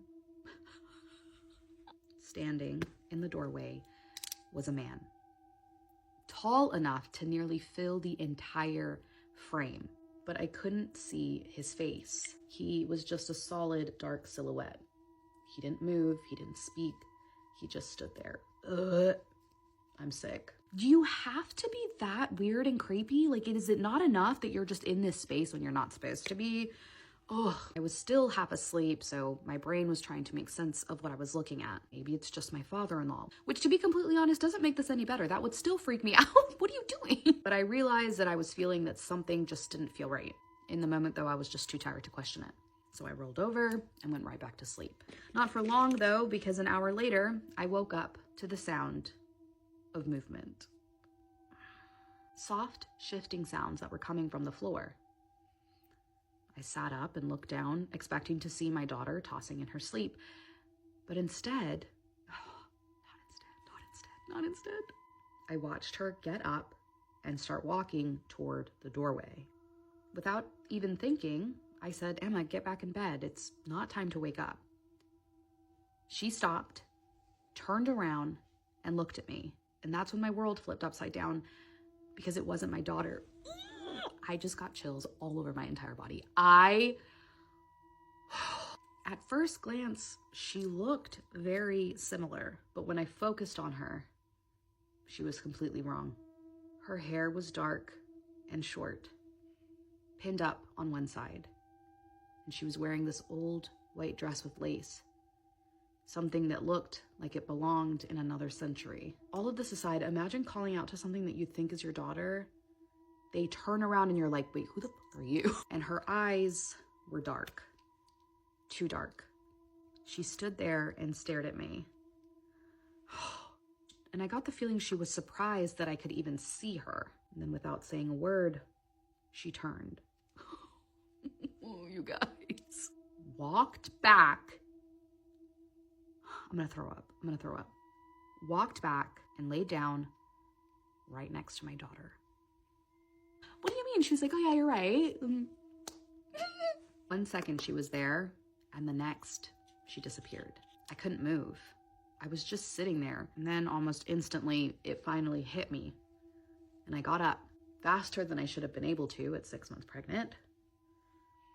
I grabbed my daughter and put her next to me. My husband was still asleep on the floor, and honestly, I didn't even think to wake him up in that moment. All I cared about was getting my daughter away from whatever had just been there. The rest of that night, I just laid there, waiting for something to come back, but she never came back. The next morning, I remembered the man in the doorway, and so I asked my mother-in-law if my father-in-law had gotten up at all last night.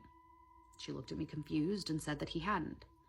And so I told her about the man in the doorway, and recognition crossed her face. And she told me that she sees him too. All the time. You didn't think to mention him before we came to stay over? Always the same tall figure. Always watching. It's been years since that night, and I've never seen that little girl again. Or the man, and I'm glad for it. The Alaskan Triangle is one of the most under-talked about disappearance spots, and I just don't understand why. It is an area, a triangular area between Barrow Anchorage and Juneau, Alaska, where people go missing like it's their job, bro. Over 16,000 people have disappeared without a freaking trace. Everyone talks about the Bermuda Triangle. What about the Alaskan Triangle? It makes me feel absolutely insane. So I'm gonna tell you guys a couple things that genuinely I feel like they must know what's going on, and like because why are we not talking about it? Literal U.S. Congressman Thomas Hale Boggs Jr. in 1972 disappears mid-flight with his whole entire plane and the crew. I'm talking about on sonar. Boop, gone. Boop, gone. 1968, a woman named Gloria Moody left her motel. Like, she literally walked outside. You can see the footprints. And then, boop, gone. Like she just disappeared into thin freaking air. Like her tracks just stopped. Dude named Gary Frank, and I think the 1970s. This one I low-key feel like is like a serial unaliver, because did you guys know on I-40 FBI has confirmed that there are probably about 500 unnamed serial killers like lurking in the woods of I-40, 100 of them maybe being truck drivers because of how long they're away from their family. It's like the perfect job for a serial killer apparently. No offense to the truck drivers on here. I don't want to get y'all mad for you. I'm kidding. Yeah, so if that could be on I-40, imagine Alaska, like how many people are out there. But anyway, he disappears, and then they find like only parts of his body just scattered across, like very gruesome, very grotesque. And I think also the 1970s, what was going on in the 1970s? James Groves, he just disappeared, although I believe it was a snowstorm. The way the story goes, it gives snowstorm or he was eaten by something, like some kind of animal. I don't know. Regardless, because of like how cold it is, and it's almost like nature just covers up whatever happens there, which makes it even more creepy to me.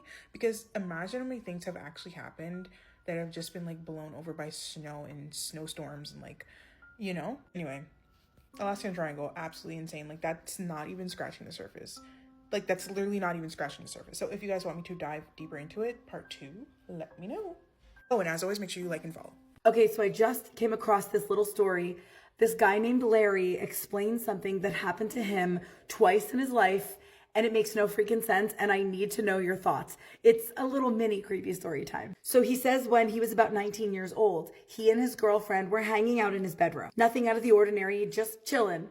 And then she looks at him, her face goes pale white, her eyes get huge, she screams out, and then flies out the door and slams it. So he jumps up, very confused, runs out, catches her in the hallway, and he's like, what happened? Still shaking, she says, I watched a live lizard crawl out of your mouth, crawl down your body, across the bed, drop down on the floor, and run over in my direction. And she was dead serious about this. Okay, cut to 20 years later.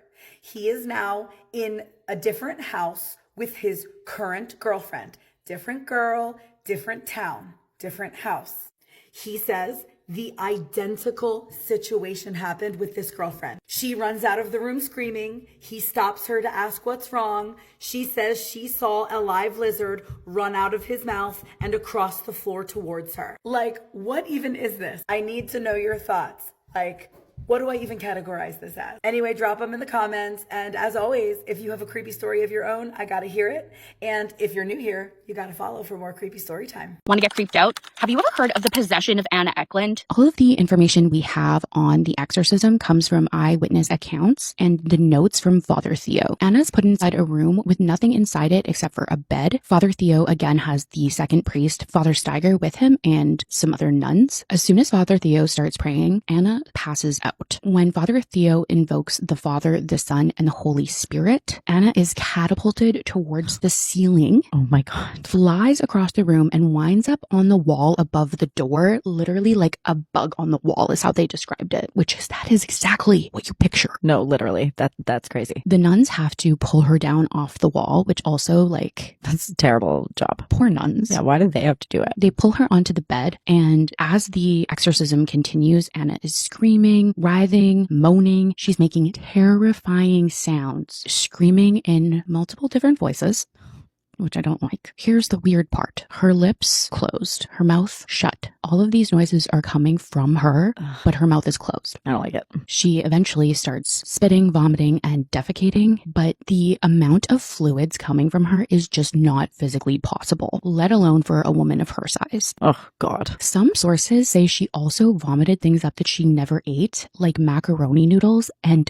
chewed tobacco leaves. That's crazy. Isn't it? That's so weird. Isn't it? Yeah. Oh God, that really weirds me really out. Weird. This all happens on day 1 of her 23-day exorcism. So on day 2, I have more creepy pictures to share with you that were sent in by my followers. This photo was taken by a digital camera, which were very popular back in 2013. In the picture, there's me in the middle and my sister and my cousin. This was taken in a very dark area, and you can clearly see behind me something that looks like a skeleton or a ghost. This picture couldn't have been photoshopped or anything. It was transferred to the computer by an adapter. It still feels strange to me as to what that is. I'll let you and your followers decide, but we were definitely not alone that night.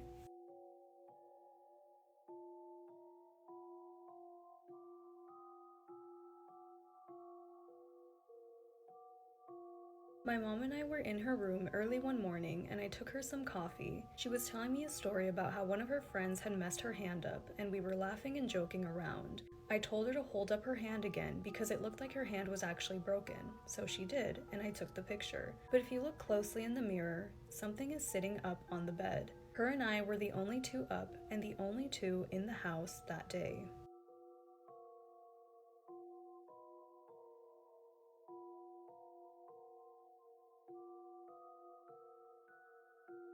This guy goes hiking alone in a canyon and gets trapped with an 800-pound boulder crushing onto his arm, and his only way out was something that most people wouldn't even dare let their bodies do. So his name is Aaron Ralston. He's 26 years old, living in Aspen, Colorado, and ever since he was a kid, he always had one dream: to climb all 59 of Colorado's highest mountains. Mountains so tall that the air at the top is thin enough to make your head spin, even if you're just standing still. And although he knew how dangerous this dream was, by the time the story takes place, Aaron had actually successfully climbed 45 of the 59 mountains. And so on the morning of April 26, 2003, Aaron woke up, threw some gear into his backpack, and decided that he was gonna go to Utah and hike through the Blue John Canyon. Now, normally before heading out to do something this dangerous, he would sit down and write out a full itinerary for his roommates, like where he was going, the exact routes that he was gonna take, and the date that he would be back, so that if something were to go wrong, his roommates would know precisely where to send help. But this time, he decided to hike this canyon so spontaneously that he didn't really have a full plan or itinerary to give anyone. He only decided to do this trip because originally Aaron had planned it with his hiking friend. But they ended up canceling last minute, and instead of wasting that time, he kind of just decided, you know what, let me just climb the Blue John Canyon anyways. So that day, he pulled out a piece of notebook paper to leave for his roommates, and he wrote down one word: Utah. That's it, just Utah. Which means that if Aaron got injured out there, or lost, or even worse, died, the only information they would have to go off is the name of a state that covers 85,000 square miles of desert, canyon, and mountain range. When he gets to the head of the trail, he parks his truck, swings on his backpack, and hops on a mountain bike, pedaling south down a long dirt road that cuts straight through the Utah desert until he finally reached the head of Blue John Canyon. He locks his bike to a juniper tree on the side of the road, and then he starts walking in on foot. It's an absolutely beautiful day out there. The sky above him is just this thin ribbon of blue between two walls of red rock, and it's just him, his thoughts, and the canyon. He reaches this drop off in the canyon wall about 12 feet down, with a boulder the size of a large bus wedged between the walls below him. And Aaron does the math. If he steps onto the boulder, he could just dangle himself off of it, drop to the floor, and keep moving. Simple. He's done moves like this hundreds of times. So he reached onto it, tests it with a couple of kicks, really feels its hold, and he starts lowering himself down. But then out of nowhere, the boulder slightly shifts as he hangs over its edge. He lets go instinctively, knowing that was trouble, and he drops to the canyon floor like 10 feet down. And when he looks up, there's rock particles falling onto his face. So he quickly wipes them away to get a closer look at the top, and that's when the 800-pound boulder consumes his sky view, falling directly over him. Fear shoots through his body, and with no time to consciously react, he lifts his hands over his head for protection. The falling rock came down and crushed his right arm straight into the canyon wall, trapping it there, peeling the skin clean off his forearm. The pain hits him like nothing he's ever felt, and he lets out this sharp fuck and starts yanking his arm out. His body shoves against the boulder, really getting his knees under it, pushing with everything he has. Come on, move! But nothing happens. He takes a breath, and forces himself to slow down. And he says out loud, okay, it's time to relax. The adrenaline is not going to get you out of here. Let's look at what we've got. He reaches his left hand over the gap above the boulder to touch his right thumb.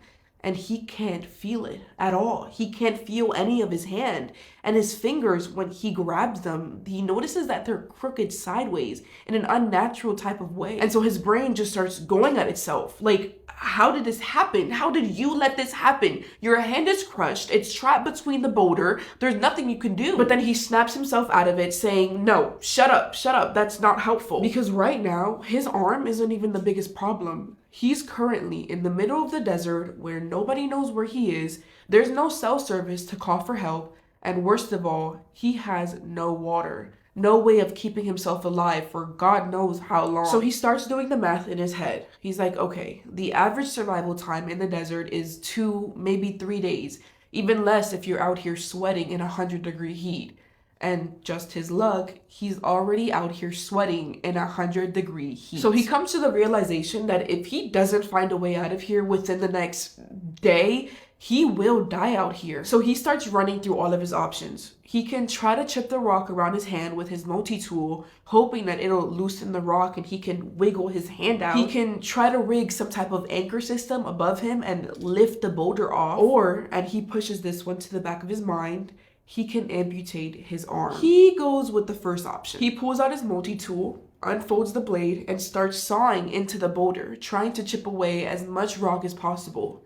It barely leaves his scuff. He changes his grip and stabs at it, but still nothing. He tried building a pulley system that'll lift the boulder off, even if it was just a couple of inches, but it never moved the rock a single inch. After a full day later of being trapped in the canyon with an arm that's slowly and painfully being crushed, Aaron is sweating, panting, running on nothing but hunger, thirst, and pain. And so he stops chipping at the rock for a second just to take a breath. And that's when he hears it. Voices. They're distant, echoing through the canyon walls, but it's voices. Like actual human voices. And not wanting to waste another second, he just screams, "Help!" And then he waits, completely still, trying to control his breathing, but nothing comes back. So he screams again, louder this time, with this desperate, shaky tone to it, waiting again, listening as hard as he possibly can. But slowly, they start dissolving into something else. The scraping, scratching sounds of a kangaroo digging around in its nest somewhere in the canyon walls. It wasn't a person. It never was. By day 3, any snack that he had was gone. He's been drinking his own urine just to stay hydrated, and his arm stopped feeling like his arm.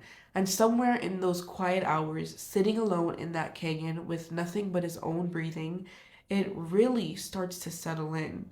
He might actually die here. And not wanting to disappear into the canyon like he was never there, not wanting his family to spend the rest of his lives with no answers, no closure, nothing to hold on to, he pulls out his multi-tool and starts carving into the sandstone wall. He engraves his name, his date of birth, and the date that he believes he's going to die. And then he pulls out his camera, points at himself, and just talks. Ralston. My parents are down on Larry Ralston of Englewood, Colorado. Whoever finds this, please make an attempt to get it to them.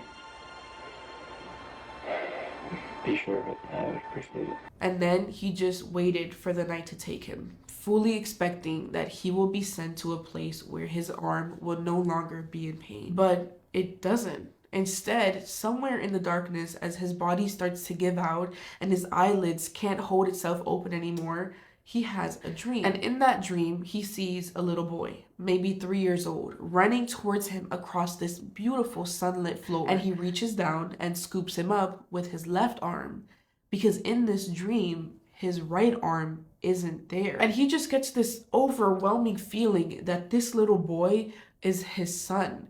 A son that doesn't even exist yet. And then his eyes snap open, and when he looks at his arm on day 6, he starts noticing it's starting to decompose.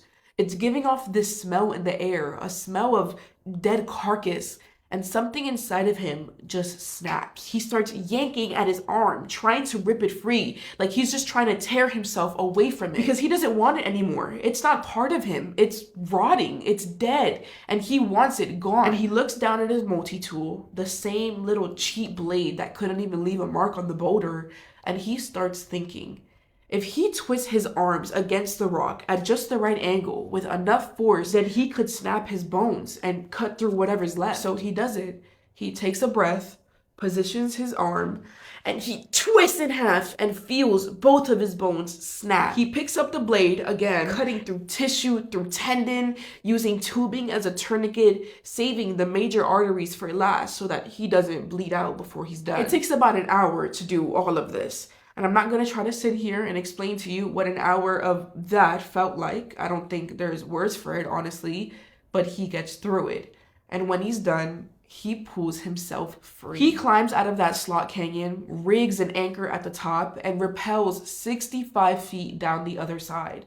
One-armed, severely dehydrated, running on nothing but urine juice, and he starts walking 6 miles through the desert, bleeding through the tourniquet, until he reaches a Dutch family out hiking who gives him water and flags down help. 4 hours after he cut his own arm off, a helicopter finds him and they pull him up and bring him straight to a hospital. It took 13 rangers, a hydraulic jack, and a winch to move the boulder and recover what was left of his arm. As of today, Aaron Ralston is still alive and well. He went on to write a book about his experience, and the story was actually turned into an amazing movie called 172 Hours. He now travels the world as a public speaker, sharing his incredible story. In 2010, he had a son, a boy he named Leo, and when he looked at his son for the first time, it almost seemed like he recognized him. It was the same little boy, the same face from the dream that he had in the canyon, the one he reached down and picked up with his left arm.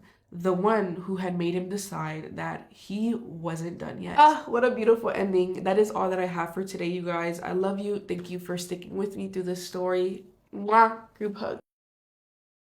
Might have known the story of real life boogeyman. How sad and tragic is it that little girls, when they're growing up, are very likely still at a very, very young age going to be sat down by a parent and told, if someone takes you, fight, never go to a second location, do not walk with headphones in, do not get distracted, and if they do take you, leave some trace of DNA so you can help your case. It is such a heavy thought that from the time that we are so young, we have to be taught to be aware of the people around us, because the possibility of us encountering someone that might want to bring harm to us is a real thought. But what if that person turns out to be a person in your own family? What if the person that makes you question everything you have ever known is your own father? I want to talk about Michaela Renee Settles. Her cousin has made so many videos of her on here. I'll tag her in the comments, seeking justice. So I really encourage you guys to go over to her page and listen to everything that she has to say. Michaela Renee Settles had just turned 18. She had just graduated high school in North Carolina, and she had a plan. She wanted to move to California. She had always wanted to end up in California, and after high school, making the move and moving in with her biological father, Stephen Vincent Chavez, with plans to attend college and build a new life, it seemed like the best idea. Moore Park College specifically is where Michaela wanted to go to school. Her father had promised to pay for her school, pay for her tuition while she lived with him, and everything felt like Michaela was on track to making all of her dreams come true. Family members had plans to spend time with her in California to ease the transition. They were excited for her. She was excited, but 2 days wouldn't even go by before Michaela's life changed forever. On July 21st of 2025, Michaela called her mother in distress, urgently asking to be picked up. Her mother didn't even need to know the details to know that something was wrong. Quote, it was just the fear in her voice, her crying. I didn't need details. I knew something was wrong, and I said, I'm on my way, end quote. She rushed over to Michaela's father's house, and the state she found her daughter in broke her. Michaela could barely move. She couldn't even walk. Put aside how distressed she was emotionally and psychologically for a second. Physically, she was in so much pain. Her uncle had to carry her because she couldn't walk without assistance, and him, along with her mom, rushed her to the ER, where once again her uncle had to pick her up and carry her inside. When she got to the hospital, she was given a gown to change into, and within minutes it was covered in red in the front, in the back. At the hospital, Michaela told authorities what happened, what she had just told her mother happened right before she picked her up. That night, her father, Stephen Vincent Chavez, had not only given her drinks with the purpose of getting her drunk, but he had taken advantage of her, violated her for 4 hours. His DNA was found inside of her. When she asked him to stop because she was in so much pain, he laughed to her face, looked at her, and told her, quote, well, you know what that means, unquote. Once at the hospital, police officers and investigators were called, a kit was done, medical records were filed, and a police report was started. Authorities then also began the process of getting Michaela into a safe house. That same night, Stephen was arrested, and at first, his bond was set at $500,000, but then somehow and for some reason, it was reduced to $250,000. To the charges, Stephen Vincent Chavez pleaded not guilty. He eventually posted bail and walked out of jail, a free man waiting for trial. Meanwhile, Michaela went back home to North Carolina, traumatized but alive. Her family members watched her closely in the following weeks because they were extremely worried about her, and they had a reason to be. But the one thing that the family was able to hold on to was the hope that justice was coming. 5 months later, on December 22nd of 2025, 18-year-old Michaela Renee Settles took her own life. And sure, she was the person behind that decision, but her family members believe that that decision wasn't one that was up to her at all. It was what happened to Michaela that destroyed her from the inside out, little by little, until she couldn't take it anymore. Family members have said that what her own father did to her didn't only take her sunshine away, but it completely shattered her soul. Michaela couldn't comprehend why her father would do this to anyone, let alone to her. She could not make sense of such evil. Because nobody can, because that kind of evil is one that we cannot understand because our minds are not sick and twisted the way that Stephen's is. Michaela couldn't live with it. It happened at her house in North Carolina. When the ambulance got there, they were able to resuscitate her, but 5 days later, on December 28th of 2025, she passed away in the hospital. And do you want to know the most infuriating thing about how this criminal case is playing out? Even though there was a kit done that night back in July and Stephen's DNA was found inside of his own daughter, the DA is telling Michaela's family that they may not have a case because Stephen claims that he doesn't remember what he did, that he doesn't know how his DNA got inside of her. And that because Michaela is no longer here to tell us her side of the story, the case turns into a he said, she said, and he is the only one here left to say anything. I'm pre-filming this video, but Stephen's next court hearing is scheduled for April 21st at 8:30 a.m. at the Ventura County Courthouse. Michaela's cousin has been very active on social media spreading awareness for this and making sure that the people of the public know what they can do to help. But the biggest thing to keep fighting for justice is repeating Michaela's story over and over again and demanding that the DA's office listens so she can get the justice that she deserves. So like I said, I'm going to be tagging her cousin. Go over to her page for more information. And hopefully sooner than later, we can all say that Stephen is behind bars where he deserves to be. That is all for me today. Thank you guys for spending time with me today and for listening to Michaela's story. I hope you guys are having the best day. If not, go do something to make it the best day. Make somebody happy, and I will see you in my next video. Massive kiss on the forehead to every single one of you. My life was perfect, but everything was about to change with the arrival of a new neighbor next door. I was laying poolside perfecting my tan before the start of school next month. My mom was in the kitchen making her famous fettuccine alfredo, and my dad was on his way home with a new movie from Redbox. So my new neighbor was a former police officer, probably like mid-50s, possessed a firm drill sergeant-like tone, but was friendly and talkative. Initially, he seemed like a good fit for the neighborhood. You know, he was cordial, always made an effort to say hi or wave, and someone with a law enforcement background provided a sense of security. Things began to unravel quickly, and the catalyst seemed to be me. My neighbor took a sudden and keen interest in me. Whenever I went outside, I could feel his eyes on me, and he would always wander over and try to start conversations with me, but as soon as he saw or heard my parents, he would leave.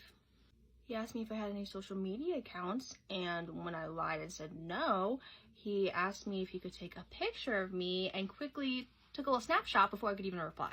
I felt completely unnerved and frightened about his intentions for me because, you know, for all I know, we could have had a murderer, pedophile living mere feet from our house. So I knew I had to delve deeper, and one night I decided to aim my telescope at his window, and what I saw only amplified the alarm bells already going off in my head. This man was fixated on the picture of me that he took on his phone, and I could see a small stack of images on his nightstand with a young girl's image on the very top. So my blood ran cold because this confirmed my fear that, you know, he was a pedophile. Then the next night, I saw him sneakily rummaging through our garbage can, and I watched in both horror and disbelief when he pulled out a wad of my curly hair that I had taken out of my hairbrush, got into his car, and sped into the night. This was the final straw, and I knew that in the morning I would have to alert my parents and get in contact with the police. But in the morning, I awoke to the sound of police sirens and a bunch of commotion going on downstairs. I hopped out of bed and saw my parents being taken away in handcuffs. I started screaming and crying as I rushed towards the door after them, but I was stopped by my neighbor. With a horrified expression, he muttered, "I am so sorry. Those aren't your real parents. You were kidnapped and missing for the last 14 years. DNA test confirmed it." We listen, we don't get scared, and we don't judge. Let me give you guys a story time of when I was friends with this girl in primary school whose mother practiced witchcraft, and she taught her that witchcraft, and me and her caused a boy that she did not like to get into an accident with his family. We were in grade 6 at this time, and this boy liked my friend, and he would write her anonymous messages, and I would know that it was him because I sat with him, I think, in one of my classes, and I knew his handwriting, so I knew this was him. But at the same time, he's bullying my friend like nobody's business. So my friend got mad, and this other time he made her cry, y'all, and she got mad and went home. I went to go visit her, and I'm there, like, I'm trying to check up on her, like, are you okay? And her mom asks me what happened because she came back home crying, and I was like, I don't know, like, I prefer she tells you because I'm not sure if she's really crying because of this particular situation. And, you know, her mom was like, you know what, I'll just wait for her to be ready, and then you guys can tell me the story of what happened if she can't say anything. Her mom decides to go to the shop shame. She's like, she wants to spoil her daughter, but because I'm there, I'm also getting spoiled. Baby girl is like, listen, I will teach this boy a lesson. It was a Friday that time. I'm like, how? She's like, you know, my mom does this thing. She has a room where she does this thing where she tells me that she prays to her ancestors, but I don't really think she prays to her ancestors because she does evil stuff in there, and sometimes she calls out people's names and. So she's like, her mom teaches her some of the things, right? So she's like, let's go in her room so that we can make the boy get into an accident. And I was like, yes, yo guys, I did not think it was really gonna happen. And also I was just like, yeah, this is what you get for hurting my friend. We get into her room. She gets her little brother's toy car, right? It was this big toy car. She gets dolls, and then she pokes them with like needles and then sprinkles them with something. I don't know what that was, but she kept on going back and forth to her mom's room and coming back, and then she sprinkled these things on the dolls, and then she called the name. She calls this doll by the boy's name. Say, for example, this boy's name was Herb. So she's like, Herb, this is you, and you are getting in the car. And then she's like, this is Herb's mom. This is Herb's dad. And she knew that Herb had siblings. Like, this is Herb's sibling. Calling them by name, one by one. And a whole 12-year-old. So after all of this, she puts them inside the car, and then she wraps the car with the red thingy. And then again, she comes back and sprinkles some of that stuff on that car. And then she gives me this wool like thread, and then she tells me to like hold it. My hand is holding my phone, but she tells me to hold one end like this, and then also the other end like this, right? And then she pushes the car into that red thread, and then when the car gets to that red thread, as I'm holding it, after the thread falls down, I had to cut it and then make the car jump, and that was it. I'm thinking, hey, okay. And I'm like, are you okay? Like, do you feel better? She's like, yeah, now I know that, you know, he's going to get what he deserves for bullying me. Hey, okay, I don't really take it seriously because I'm thinking, you know, that was not what I expected. I thought she was gonna stomp on the car and whatever. Fine. Fast forward, now it's Monday, we're at school, right? First period, I sat with that boy in a particular subject, in a particular class. I forgot what class it was, but I sat with him and it was first period and he was not there. So the teacher's like, they have sad news, right? Hey, okay, what's the sad news? I'm thinking he's just absent or late, I don't know. The teacher's like, listen, Herb and his family got into a serious car accident, like they are all in the hospital. We need to pray with them because it doesn't seem like he's gonna survive. Oh my god, what? I started shivering, guys. I started shivering because I'm like, in my head, I'm like, you know, when you're a child, you get paranoid and scared easily. So I'm like, oh my days, like, I'm gonna be responsible for Herb's death because I helped this girl do this, and like, yo, guys, every single one of his family members was in the hospital. Every single one of the people that my friend mentioned in that thing that she was doing was in the, I'm like there just shaking in my shoes. I'm like, should I tell the teacher? Like, what should I do? Guys, I had a panic attack at school. And I got up because I wanted to go drink water because my heart was thumping so hard. And I fainted. And I was taken to the sick room, and I got there and I sat down, and I had a teacher, like we had a counselor at school that asked me like, what's going on? Are you okay? Is everything okay at home? And I told this counselor, I said, you cannot tell anybody what I'm about to tell you, right? And I told her, I was like, So I have this friend in my class, and I told her the whole situation, and I told her what this girl did, and she was like, what? She's also a black person, by the way.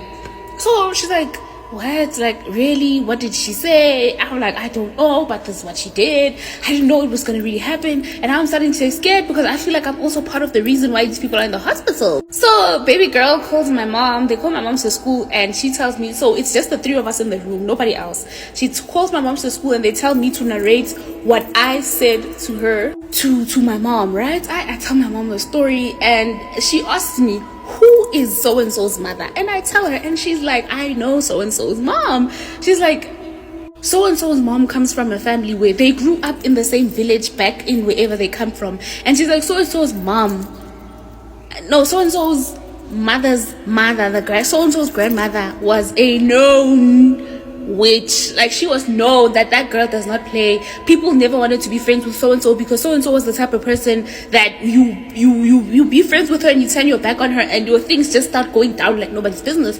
So she tells my mom that I need to stay away from so-and-so because if she is doing these things at such a young age, she's obviously being initiated in such bad things by her mother.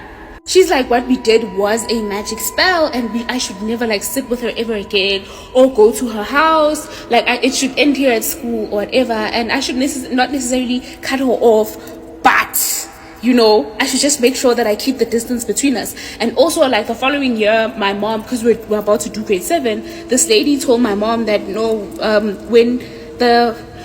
when the year ends, she should come to school and tell them that she does not want me and so-and-so to be in the same class because the reason should be that me and so-and-so do not focus when we are together.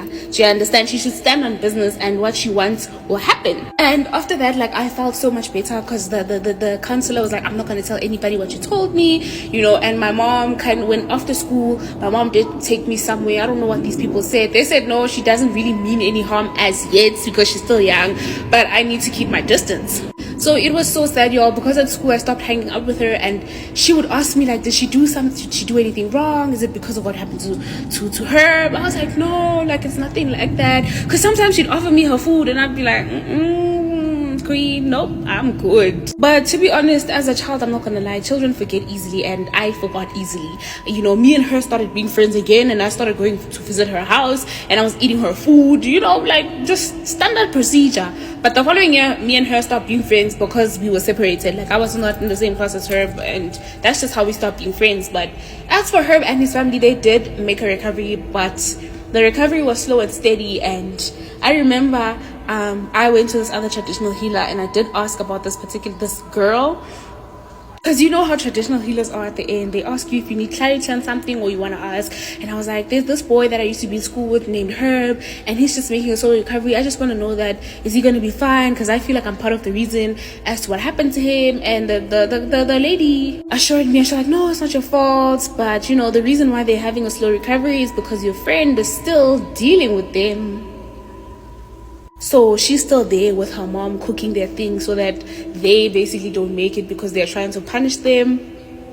But, you know, Herb's family are also fighting, you know, they are also spiritually there or whatever, because apparently they were a praying family or whatever. And I was just like, oh, but eventually, guys, Herb did make it out, okay? He made it through and he survived, you know, like the warrior that he is. And, yo, guys, ever since that day, I never spoke to Herb again because I felt like he could see right through me. And I blamed myself. And me and Baby Girl obviously did not become friends anymore, so what is that? Yeah. On the afternoon of December 1st, 1999, a middle-aged man named Lauri House was standing in the back office of a small restaurant in Dacheng County, which is in southwestern China, when he suddenly heard somebody yelling in the seating area. They were screaming for the manager, and that was Lauri. So he hurried out of the office to see what was going on. When he rounded the corner into the seating area, Lauri immediately saw this customer sitting at a table with a plate of food in front of him, and he was slamming his fists against the table over and over again, and he was screaming that his food tasted so disgusting that even pigs wouldn't eat it. And hearing this, Lauri felt totally exhausted and overwhelmed, because this was literally the 10th time today that a customer of his had complained about the food tasting bad. In fact, there had been so many complaints back to back to back that Lee hadn't even had time to speak to the chef and figure out what was going on here. And so Lee walked over to the customer's table and he bowed to show respect.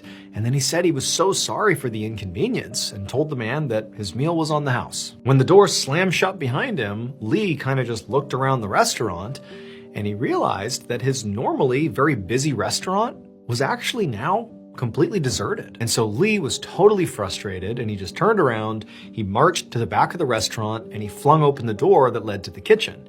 And right inside, he saw the chef standing at the counter, cutting up some vegetables. And Lee, by this point, was just so mad and frankly so worried about what was happening to his restaurant that when he got in there, he just started yelling at the chef. He told the chef that he better have a really good explanation for why everything he cooked that day had tasted so horrible. Otherwise, he was getting fired. But the chef immediately set his knife down and just put his hands up and was like, look, it's not my fault. He said he had also noticed that the food tasted really weird, but he didn't know why. All of his ingredients were fresh. He hadn't changed any of his recipes, like he didn't get it. However, the chef said he had talked to some other chefs who worked at different restaurants in the area, and they were saying the same thing, that people are saying their food tastes bad and they don't know why. So the chef said, like, whatever's going on here, it's affecting everybody. And so the next morning, Lee met up with a bunch of these other restaurant managers in the neighborhood to talk about the problems that they were all having with their food. And very quickly, he realized, one, it was true that these other restaurants were having this same issue. And two, they all learned that they were all sourcing one ingredient from the same place. And so they all figured that it was this ingredient that was the problem. And they needed to get together and call the supplier and figure out what was wrong. Later that same day, a man named Yang Guisho walked along a rugged dirt path up a steep hill not far from the restaurant that Lee managed. Yang worked for the supplier that Lee and the other restaurant managers had called. And now he was going to inspect this ingredient that they thought was making all of their food taste bad. And Yang admittedly really wasn't sure what to expect. The supplier he worked for didn't usually get any complaints, and the specific ingredient that these restaurant managers were worried about was normally very good. But Young did think it was possible that maybe the ingredient could have been tainted somehow. Maybe because rats had gotten into the building where they stored it or something. So Young hiked to the top of the hill where there was a tall concrete storage building.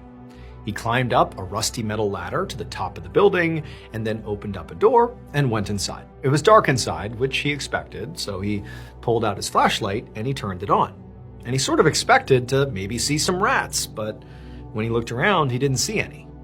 However, he did see something. Right beyond where he was standing, basically right inside this room, there was this large canvas bag that definitely should not have been in there. And so Yang, he just reached out instinctively and began to poke the bag, and something fell out of it. And for a second, Yang couldn't even process what he was seeing.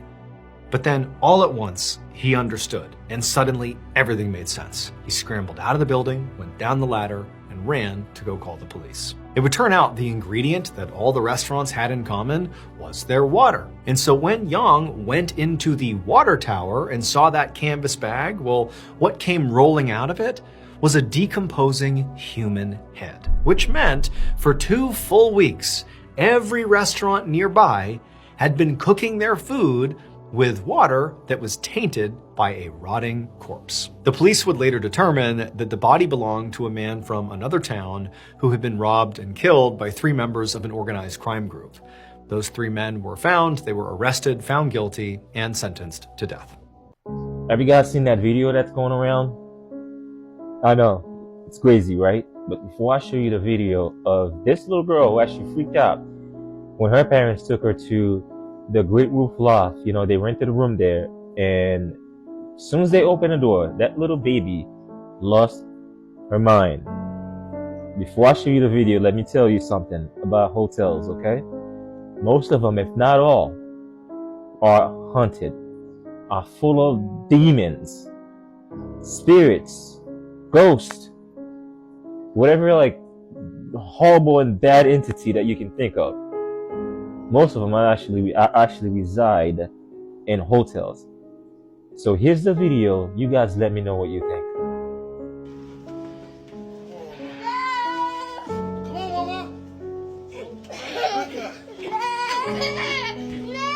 Oh, she don't like this one. Wasn't expecting that.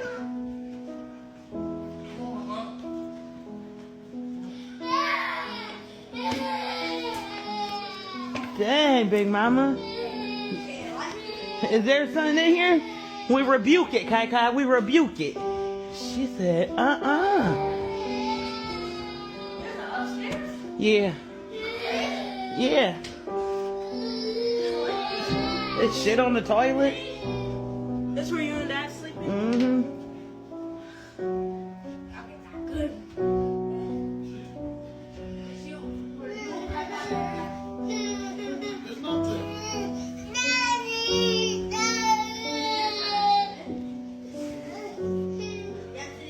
What? Close it. I'll pull out bed.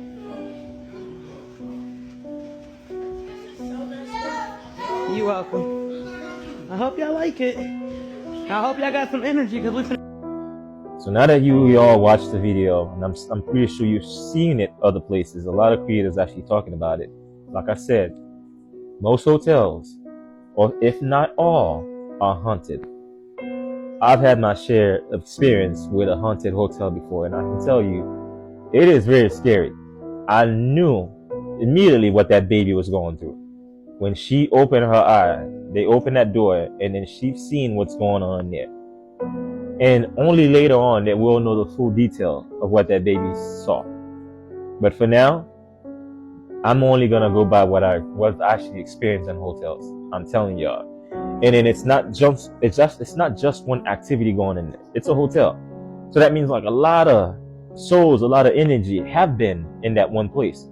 So once you open that gate, that window, and then you've seen one thing, it's gonna overwhelm your spirit. That's what happened to that baby. That cry is not a normal cry for a baby. That's a cry of not just like a simple discomfort. This is a cry of like that baby is completely overwhelmed by whatever that she's experiencing. I'm telling y'all, that's because there was a lot more going on than just one being. Probably saw multiple of different beings running around in that just one room. Telling y'all. Again, hear me out. Most hotels, if not all, are absolutely haunted. Okay?